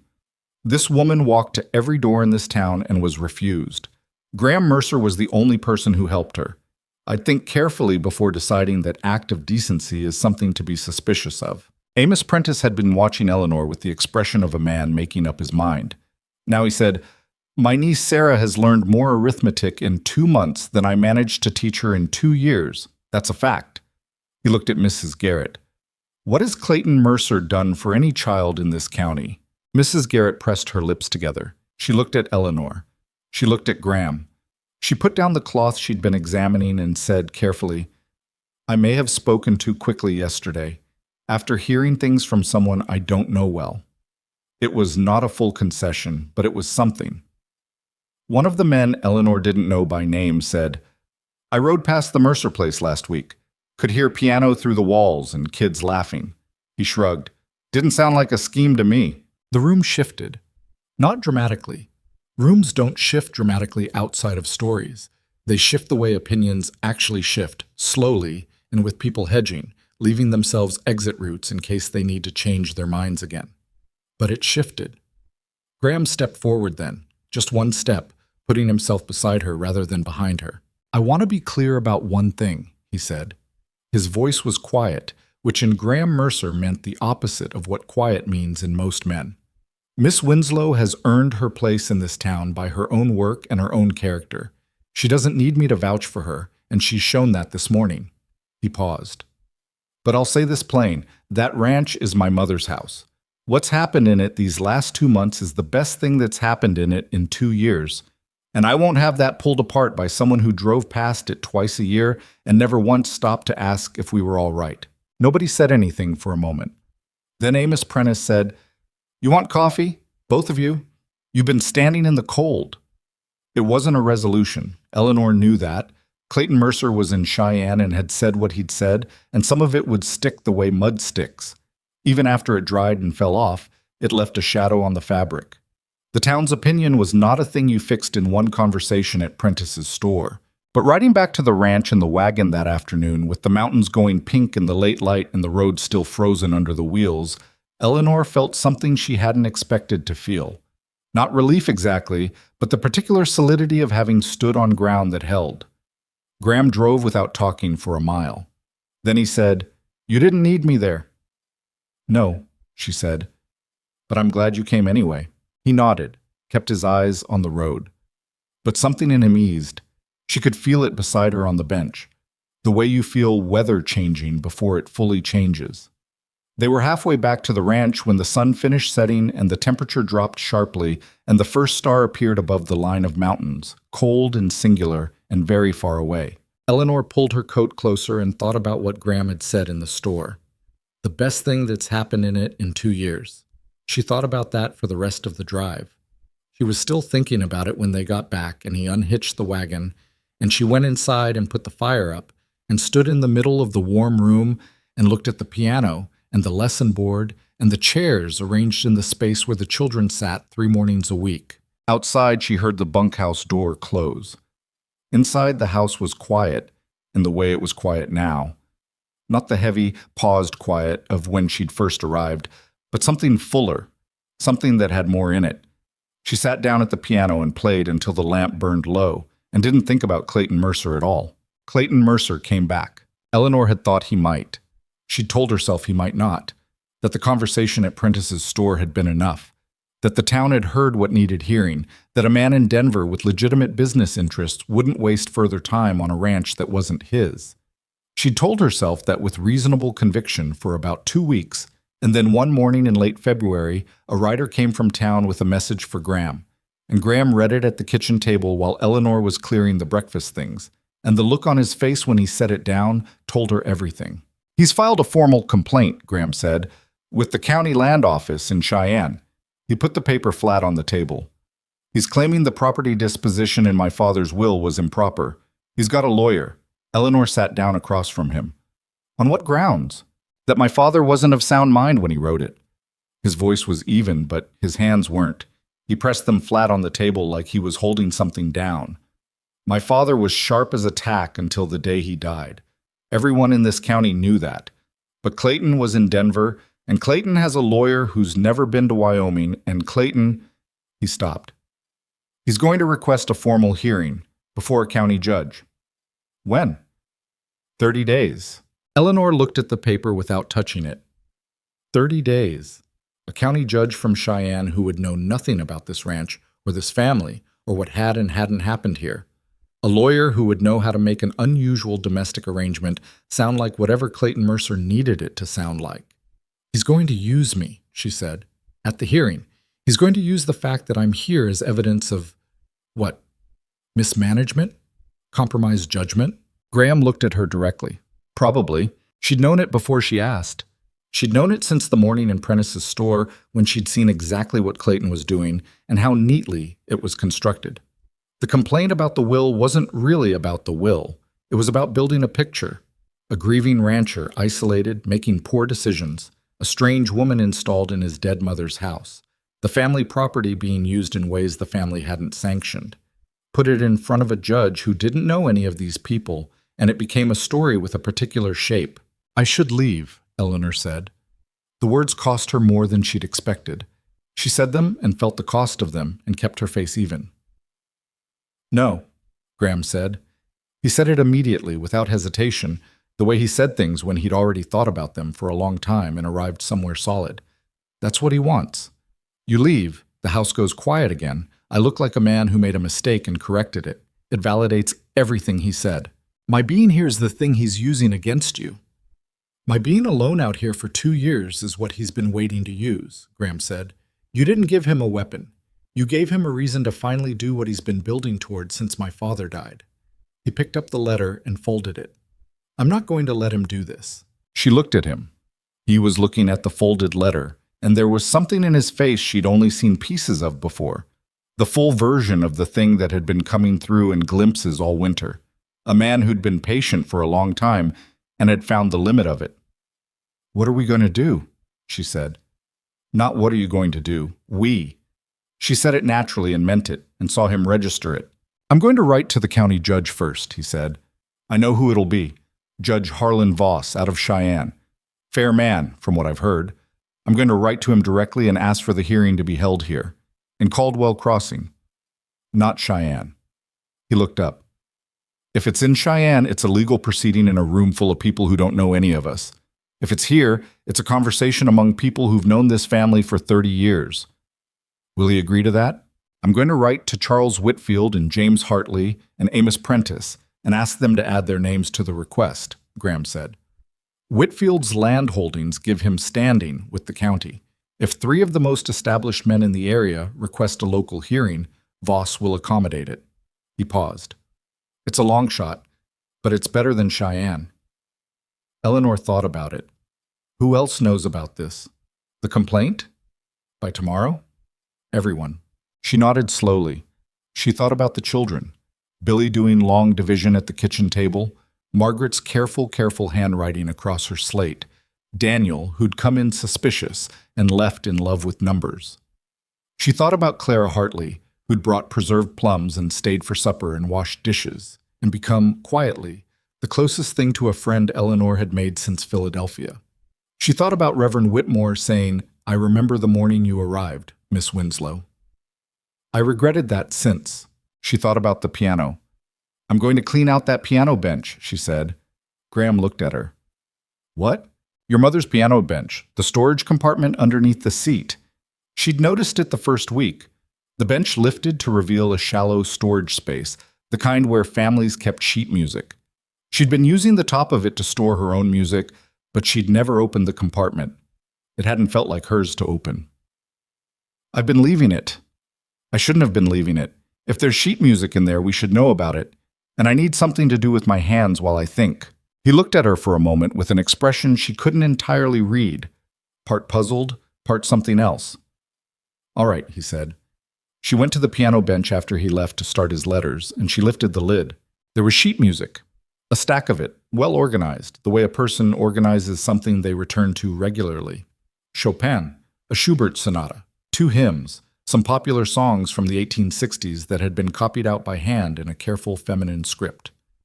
Eleanor lifted the stack out and set it on the piano top.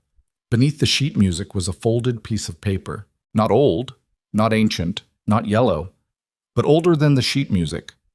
The paper had the particular feel of something that had been folded and kept and folded again many times, the creases gone soft and fibrous with handling. Eleanor unfolded it carefully. It was a letter, handwritten, 2 pages, in the same careful feminine script as the copied hymns. She turned to the end to see the signature, Ruth Mercer, October 14th, 1884. 3 years before Ruth Mercer had died. 2.5 years before Eleanor Winslow had come down off a stage in Caldwell Crossing with 40 cents and nowhere to go. Eleanor sat down on the piano bench and read it. She read it twice. Then she sat very still for a long time with the letter in her hands and the winter light coming through the window and the house quiet around her. Then she got up and went to find Graham. He was at the desk in the small room off the main bedroom that he used for ranch accounts. A spare, practical space that smelled like lamp oil and old paper, and very specifically like the particular man who worked in it. He was writing, head down, and looked up when she came in the doorway. She held out the letter. He took it with the cautious hands of someone receiving something they don't yet understand the weight of. She watched him read it. His face was not easy to watch while he read it. She tried not to watch too directly. She looked at the desk, the stacked ledgers, the window behind him showing the barn, and the corrals and the mountain line beyond. She listened to the silence and the small sounds of him turning the page. When he finished, he set it down on the desk and put his hand flat on top of it and looked at the wall for a moment. "She wrote this 3 years ago," he said. "Yes, she knew she was getting sick." His voice was careful. "She didn't tell me she was writing this." "I know." He lifted his hand from the letter and looked at his mother's handwriting, all those patient, careful loops. "She says she wants the house to stay full," he said, "after she's gone. She writes that she's worried I'll close it up, that I won't know how to keep it open on my own." "She knew you well," Eleanor said quietly. He let out a breath, not quite a laugh, not quite a sound of pain, something between. "She did," he said. He was quiet for a moment. "She says the piano should always be played, that the house should have children in it, that—" He stopped and looked up at Eleanor. "She writes that whoever fills this house after her is doing her work." Her words. Eleanor held his gaze. "Graham, you need to read that letter to the town." He looked at her. "At the hearing," she said, "whatever form the hearing takes. You need to read it, or have it read. Because Clayton's entire argument is that what's happened here is a corruption of the family legacy. That I'm some interloper who's taken advantage of a grieving man and disrespected his mother's home." She paused. "And his mother wrote, in her own hand 3 years ago, exactly what she wanted this house to be." Graham looked back at the letter. She could see him working through it, all the implications of it, what it meant legally, and what it meant personally, and what it meant for the hearing, and what it meant in the larger and less immediately practical sense of a man reading his dead mother's handwriting, telling him the things she hadn't managed to say out loud. "I wasn't going to let her wishes dictate. I'm not saying she planned this," Eleanor added carefully. "She didn't know me. She couldn't have. But she knew what she wanted. And what happened here it's been exactly that. Accidentally. Or not accidentally, but not because anyone planned it." She stopped. "I can't explain it better than that." "You don't need to explain it better than that," Graham said. He folded the letter carefully along its original creases. He held it for a moment. Then he put it in his breast pocket, close. "I'll write to Judge Voss today," he said. Judge Harlan Voss agreed to the local hearing. It took 10 days for the response to arrive, and those 10 days were the most uncomfortable 10 days Eleanor had spent since the first week in November. The town knew about the complaint. Graham had been right about that. By the next morning, everyone knew. And the knowing had a visible effect on daily life in Caldwell Crossing that was not pleasant to live inside. Mrs. Garrett stopped saying hello when they passed in Prentice's store. 2 of the men from the saloon had apparently been saying things Eleanor was glad not to hear firsthand. There was a family set, the Morrows, cattle people who lived 8 miles east, whose daughter had just started coming to lessons, and who sent a note saying she wouldn't be coming anymore. No explanation given, which didn't require an explanation. Eleanor taught the children who still came. She taught them with the same attention she'd always given, maybe with more, because teaching was the one thing in this situation she could control, and she refused to do it badly.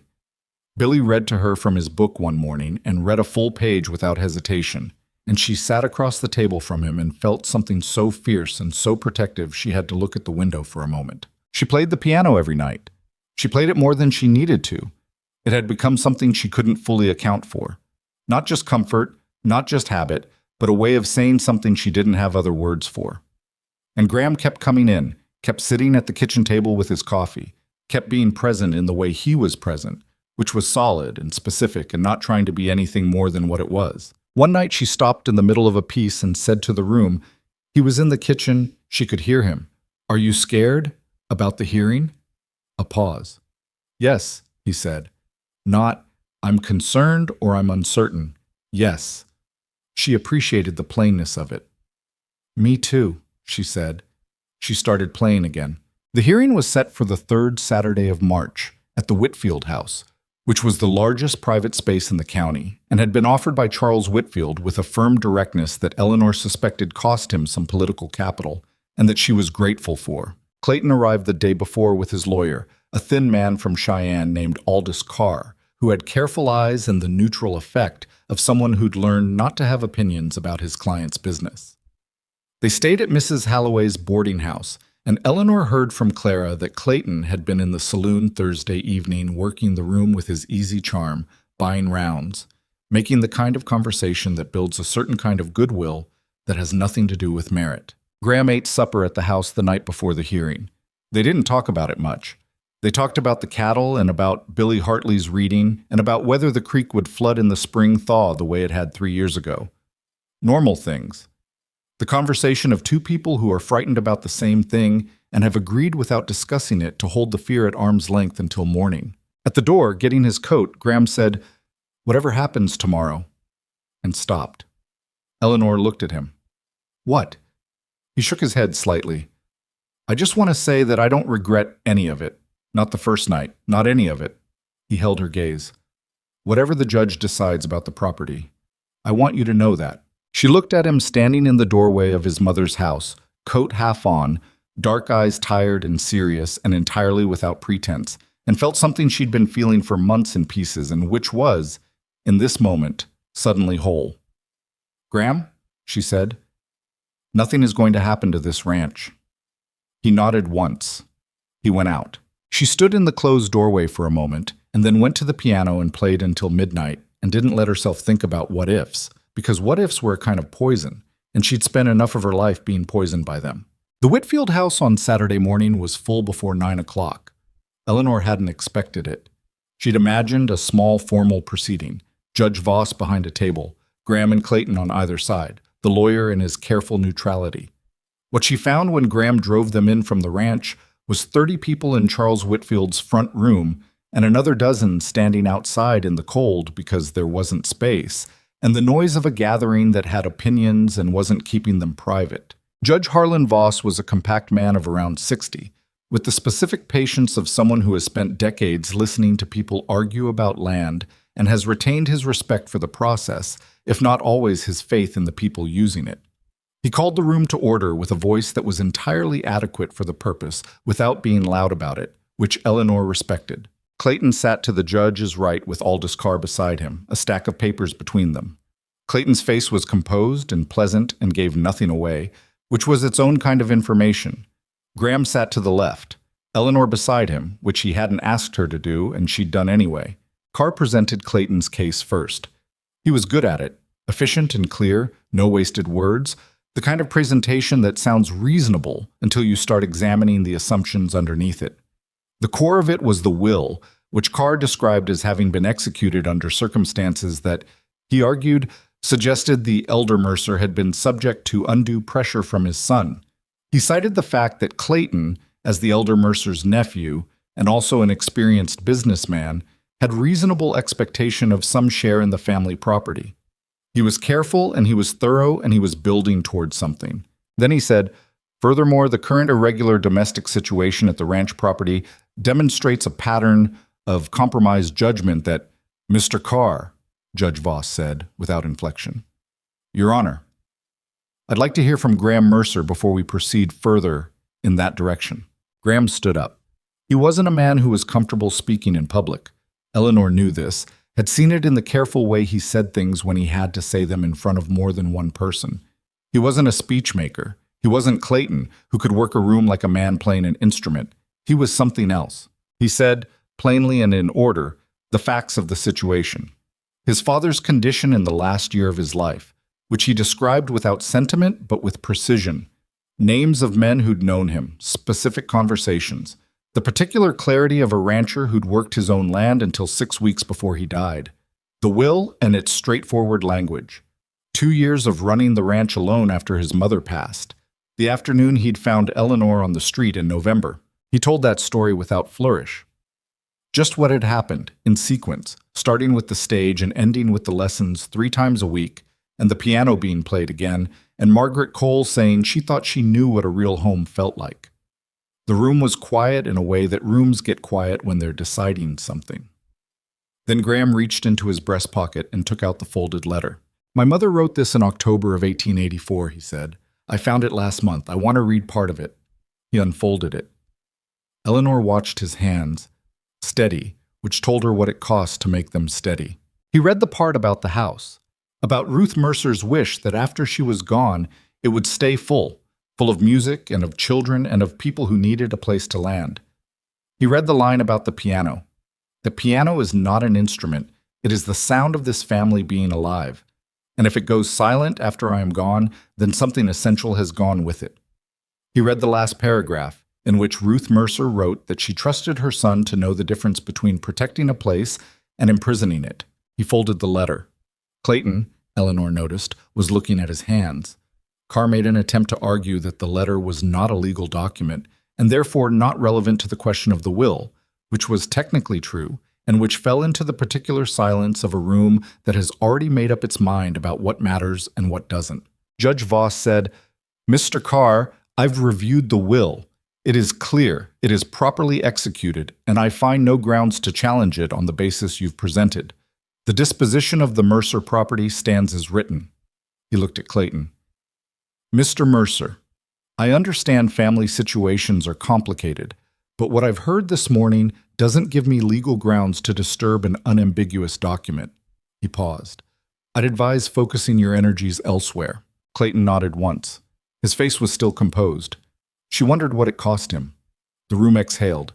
It wasn't loud, the way things are loud in stories.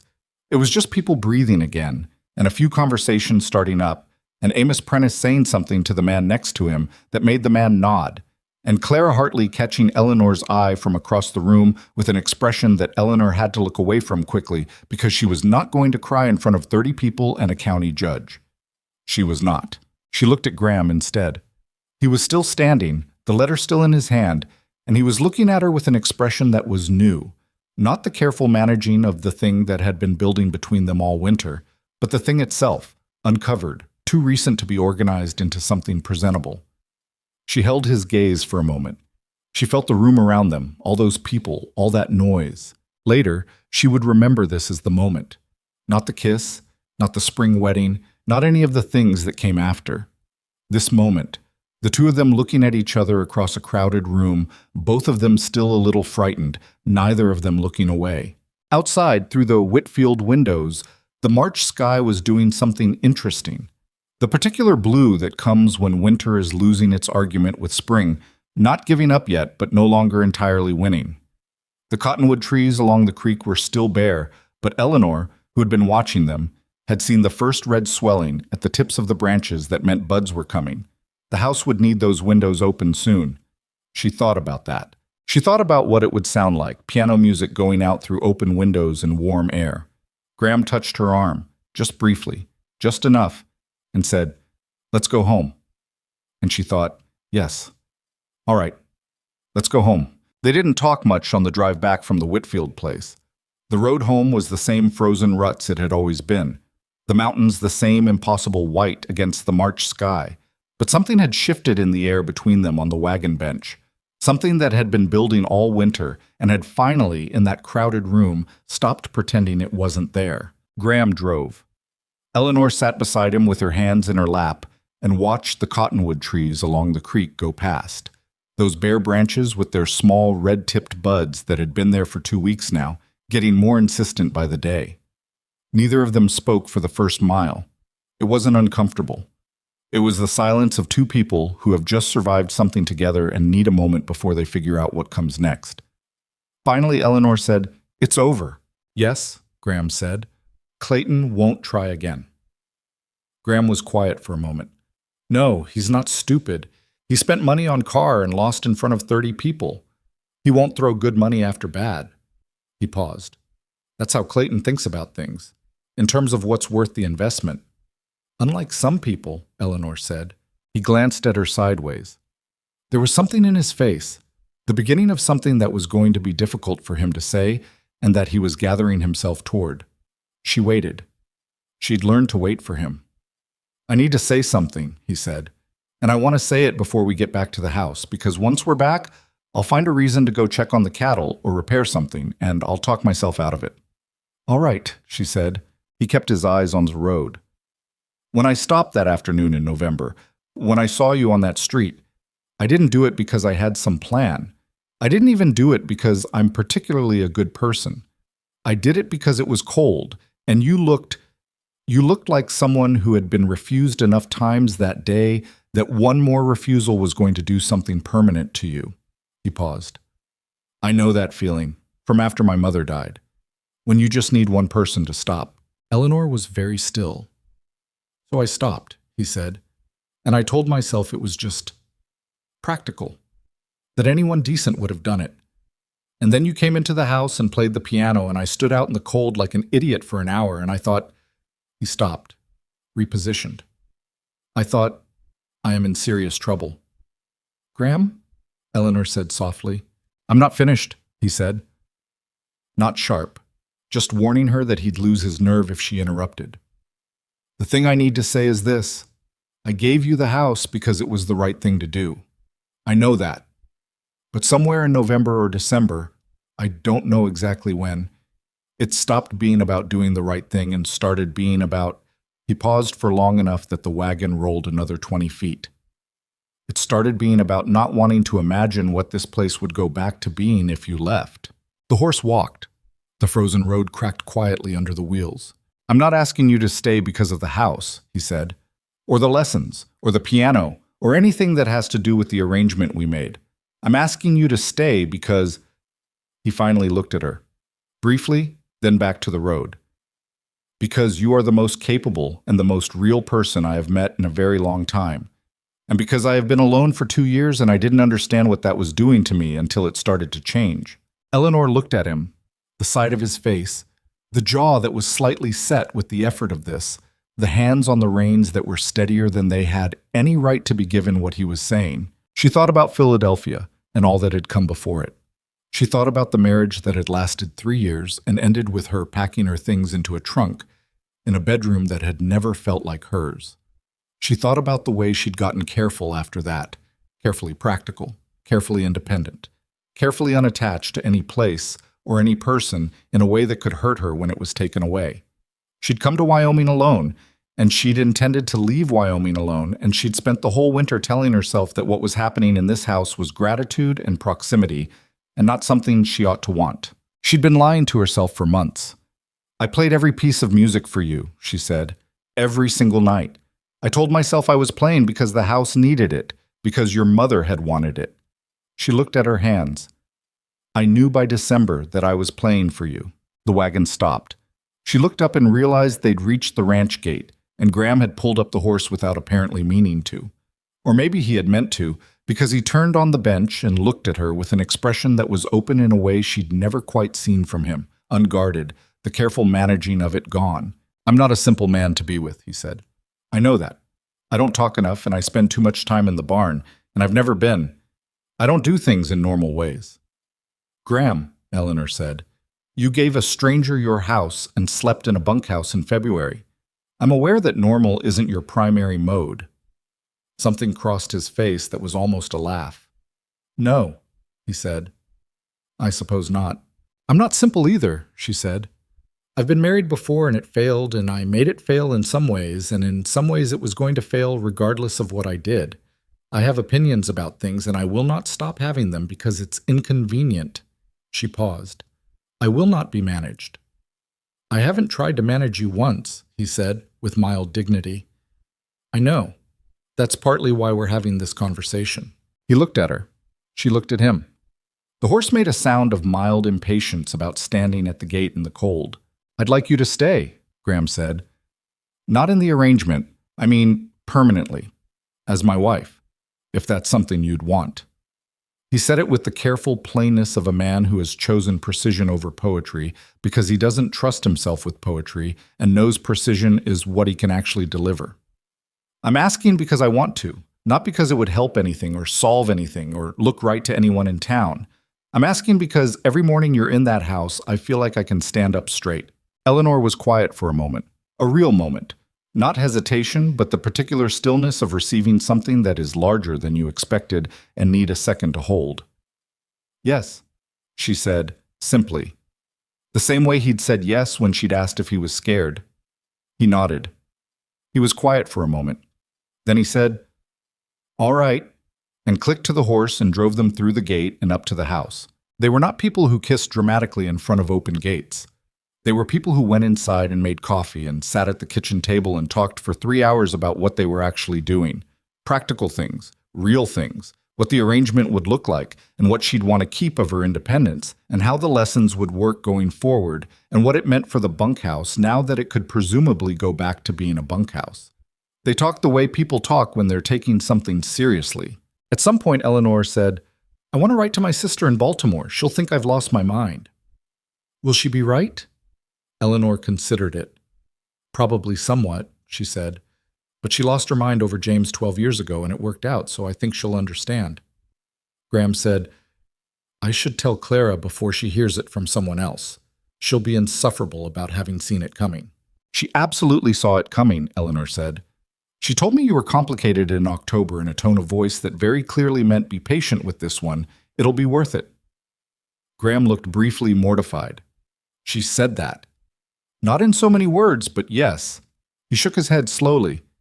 Clara Hartley has been managing this county for 15 years. She's very good at it, Eleanor said. He almost smiled. The almost smile had become, over the months, one of her preferred things about him. It was more honest than a full smile would have been, and it appeared at the moments when he was genuinely amused rather than performing amusement, which made it worth waiting for. They married in the last week of April, when the cottonwood trees along the creek had gone fully green and the first wildflowers were coming up along the south-facing slope below the house. It was not a large wedding. Eleanor hadn't wanted large. She'd had large the first time in a Philadelphia church with 40 guests, an address that cost more than a month's teaching salary, and a marriage that had unraveled inside 3 years. What she wanted was real, and real in this case was Reverend Whitmore in the front room of the house, with Clara and James Hartley and Amos Prentice and Charles and Margaret Whitfield and all 5 children. Billy Hartley cried, which surprised everyone, including Billy, who seemed surprised himself and wiped his face with the back of his hand and looked defiant about it. Margaret Cole stood very straight in her good dress and watched the proceedings with the serious intensity she brought to everything she cared about. Daniel had combed his hair for the occasion, which Eleanor counted as a greater gesture than he probably understood. She wore her best dress, the one she'd decided was too fine for job seeking back in November. It was fine enough for this. The house looked the way a house looks when it has been lived in by people who care about it. Not perfect, not magazine illustration perfect, but warm and specific and full of the small evidences of daily life. The braided rug that had been colorful once was still the braided rug that had been colorful once. Graham's mother's china cabinet still held Graham's mother's china. The lesson board was propped in its corner. The piano was tuned, finally. Graham had gotten a man up from Cheyenne in March, a retired music teacher who'd done the job and remarked that it was a good instrument that someone had taken good care of, which Eleanor had felt as a small tribute to Ruth Mercer that she didn't try to articulate. After Reverend Whitmore had said what needed saying and they'd said what needed saying back, Clara Hartley cried openly and without apology, which was Clara's particular style. James shook Graham's hand with both of his, which, from James, was equivalent to a speech. Amos Prentice presented Eleanor with a jar of the good coffee he kept behind the counter for occasions, which she understood as both the practical and the sincere gift that it was. The children ate cake at the kitchen table and argued about something Eleanor didn't catch, and the argument had the quality of children who feel comfortable enough in a place to bicker in it, which she thought was probably the finest wedding gift of all. Graham, who was not a man who cried, went and stood by the piano for a while when things had gotten cheerful and busy, and no one was particularly watching him. Eleanor noticed. She went and stood beside him. "All right?" she said. "Yes," he said. He was looking at the keys. "I was thinking about her. She would have—" He stopped in the way he always stopped when the sentence was going to say more than he was ready to say. "She would have been glad," he finally said. Eleanor put her hand over his on the piano lid. "I know she would have." He turned his hand and held hers. They stood there for a moment while behind them the room was full of people and noise and children and coffee and everything Ruth Mercer had wanted it to be full of. Spring became summer, and summer became the second fall Eleanor saw in Wyoming, and it was different from the first in every way that mattered. The lessons continued. The student count reached 9 by September, which created a space problem that Eleanor solved by moving the lessons to the barn on days when the weather allowed it, which Graham had made habitable for the purpose with a thoroughness that suggested he'd been planning it since winter. Charles Whitfield had quietly put his name to an inquiry about funding for a proper schoolhouse, and the inquiry was making its way through the appropriate county channels with the slow, grinding patience of bureaucratic processes. But it was moving. Clayton Mercer sent a letter in June. It was short and formal and contained nothing that required a response except a line at the end that said, simply, "I hope the ranch is well." Graham read it and showed it to Eleanor without comment and put it in the desk drawer, and they didn't discuss it further. He was a complicated part of the story that didn't need to be the end of the story. The bunkhouse had gone back to housing 2 ranch hands Graham hired in the spring when the workload expanded. A quiet young man named Pete, who was good with horses, and an older man named Ed, who was good with everything else and had a tendency to hum while he worked, which carried all the way to the kitchen on still mornings. Eleanor liked it. She liked the ranch sounding like people. What she would think about later, years later, when enough time had passed to see the shape of a whole life the way you see the shape of a landscape from sufficient distance, was not the dramatic moments. Not the hearing or the confrontation in Prentice's store, or even the conversation on the wagon at the ranch gate. She would think about the smaller things, which were less dramatic and more true. She would think about the specific quality of light on winter mornings in that house, the way it came through the east window and fell across the kitchen floor in a long, pale rectangle while she made coffee. She would think about Graham's voice when he was talking about something he cared about, the particular way it changed, going slightly slower and more deliberate, as if caring about something required him to choose words more carefully.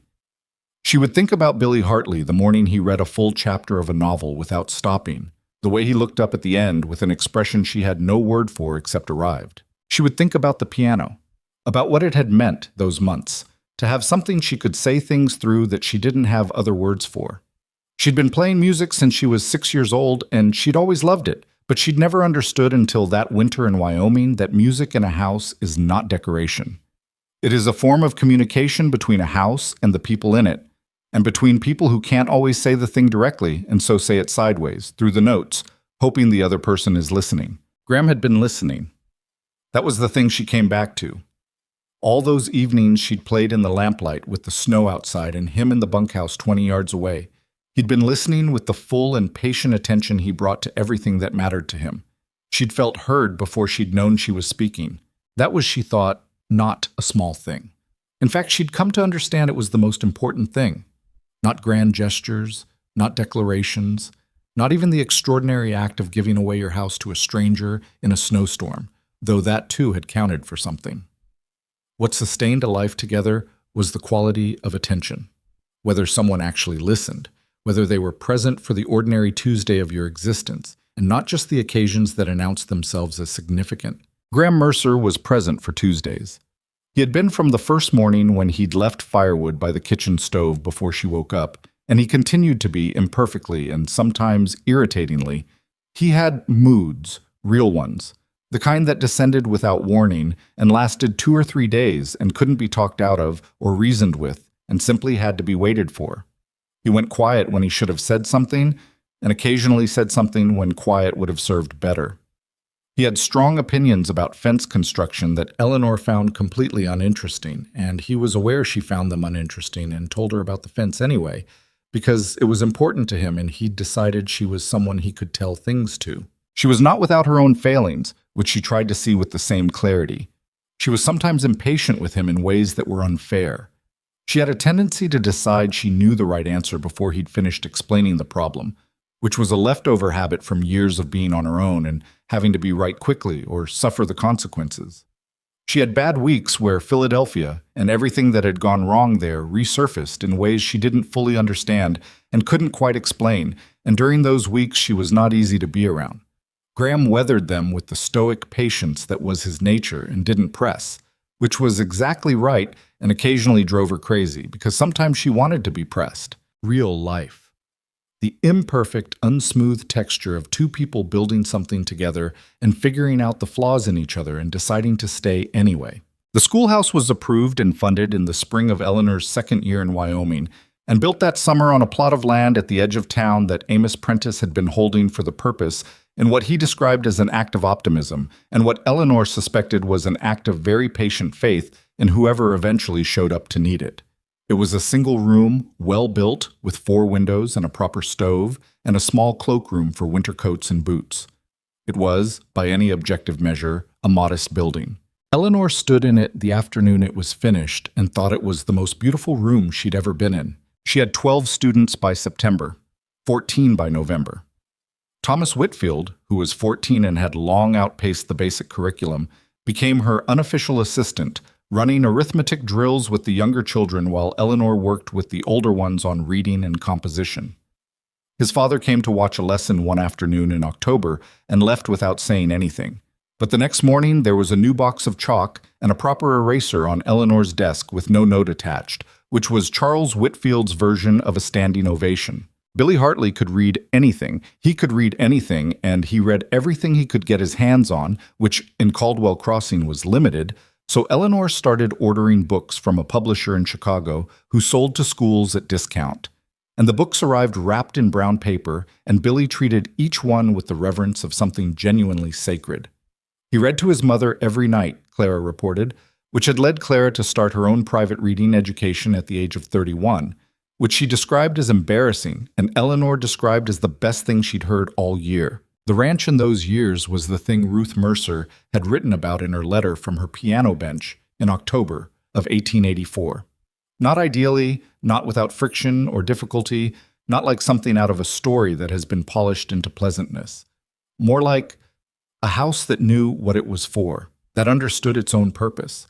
People came to it and were fed and warmed and taught and heard, and they left carrying something they hadn't had when they arrived. That was not nothing. That was, Eleanor had come to believe, the actual substance of a life. Not the exceptional moments, but the accumulated ordinary ones, the meals and the lessons and the piano in the evening and Graham's voice carrying from the yard and the children's boots by the door. She thought sometimes about the woman she'd been getting off that stage on November 3rd. 30 years old, 40 cents, a coat that had already failed, holding a suitcase shut with her left hand. She didn't think of that woman with pity exactly, more with a kind of careful tenderness, the way you feel toward a version of yourself that didn't know yet what was coming. That woman had been at the end of something. She hadn't known she was also at the beginning. The world doesn't always leave you in the cold out of cruelty. Sometimes it's just the way things go. Plans fall through, situations change, the telegram doesn't arrive, and you end up standing on a frozen street in Wyoming with nowhere to go. The cold is real. The precariousness is real. Eleanor had never been tempted to decide it had all been secretly good because of where it led. The fear on that street had been real fear. The 40 cents had been a real problem. But one person had stopped. That was also real. One person had looked at her situation and done the harder thing instead of the easier thing, at a cost to himself that she hadn't fully understood until she'd spent a winter in his bunkhouse temperature life. And that single act had set everything else in motion. The lessons and the piano and the letter under the bench and the hearing and the spring wedding and the schoolhouse and all the years that came after. She played the piano still. Every evening she could manage it. The Chopin Nocturne had gotten better over the years, more fully itself. She understood now that a piece of music doesn't reveal everything the first time you learn it. It reveals itself slowly, the way a person does, giving you more of what it actually contains the longer you stay with it. She had students now who played or were learning. Margaret Cole had a gift that was going to go somewhere real if Eleanor had anything to say about it, and she intended to. Graham still came in when she played, still sat at the kitchen table with his coffee, still listened with the same full attention he'd brought to those months in the bunkhouse when she hadn't known he was there. Sometimes he'd come and lean against the doorframe of the main room and just stand there, watching her play, and she'd feel him there without looking up, a presence she'd learned so well it had become part of the room itself. One evening in the fall of their third year together, she finished a piece and he said from the doorway, "She'd have liked you." She didn't have to ask who. "I'd have liked her," she said. "I know you would have." He was quiet for a moment. "She would have given you a hard time at first. She did that with everyone she eventually liked, tested them. I think I could have handled it." "I know you could have," he said. "That's what she would have liked." She turned on the bench and looked at him in the lamplight and thought about Ruth Mercer writing a letter at this piano bench about a house full of music and people, and about how life does a thing sometimes that is not magic and not fate, but is simply the strange confluence of one person's decision and another person's need, arriving at the same moment, in the same frozen street, in the same small Wyoming town. It doesn't happen cleanly. It doesn't announce itself. You're usually too cold and too scared to understand what's happening until you're well inside of it. But sometimes, not always, not as a rule, not as a promise anyone can make you, sometimes someone stops. And then everything that was going to come from that stopping begins. The piano sat in its corner of the room, patient and warm, the way it had always been. Outside, the fall dark was coming down over the mountains and the yard and the bunkhouse where Pete was probably playing cards with Ed, and somewhere down the road Clara Hartley's lamp was on, and somewhere in town Billy was reading by whatever light he could find, and the schoolhouse was standing empty and ready for morning. Eleanor put her hands back on the keys. She played.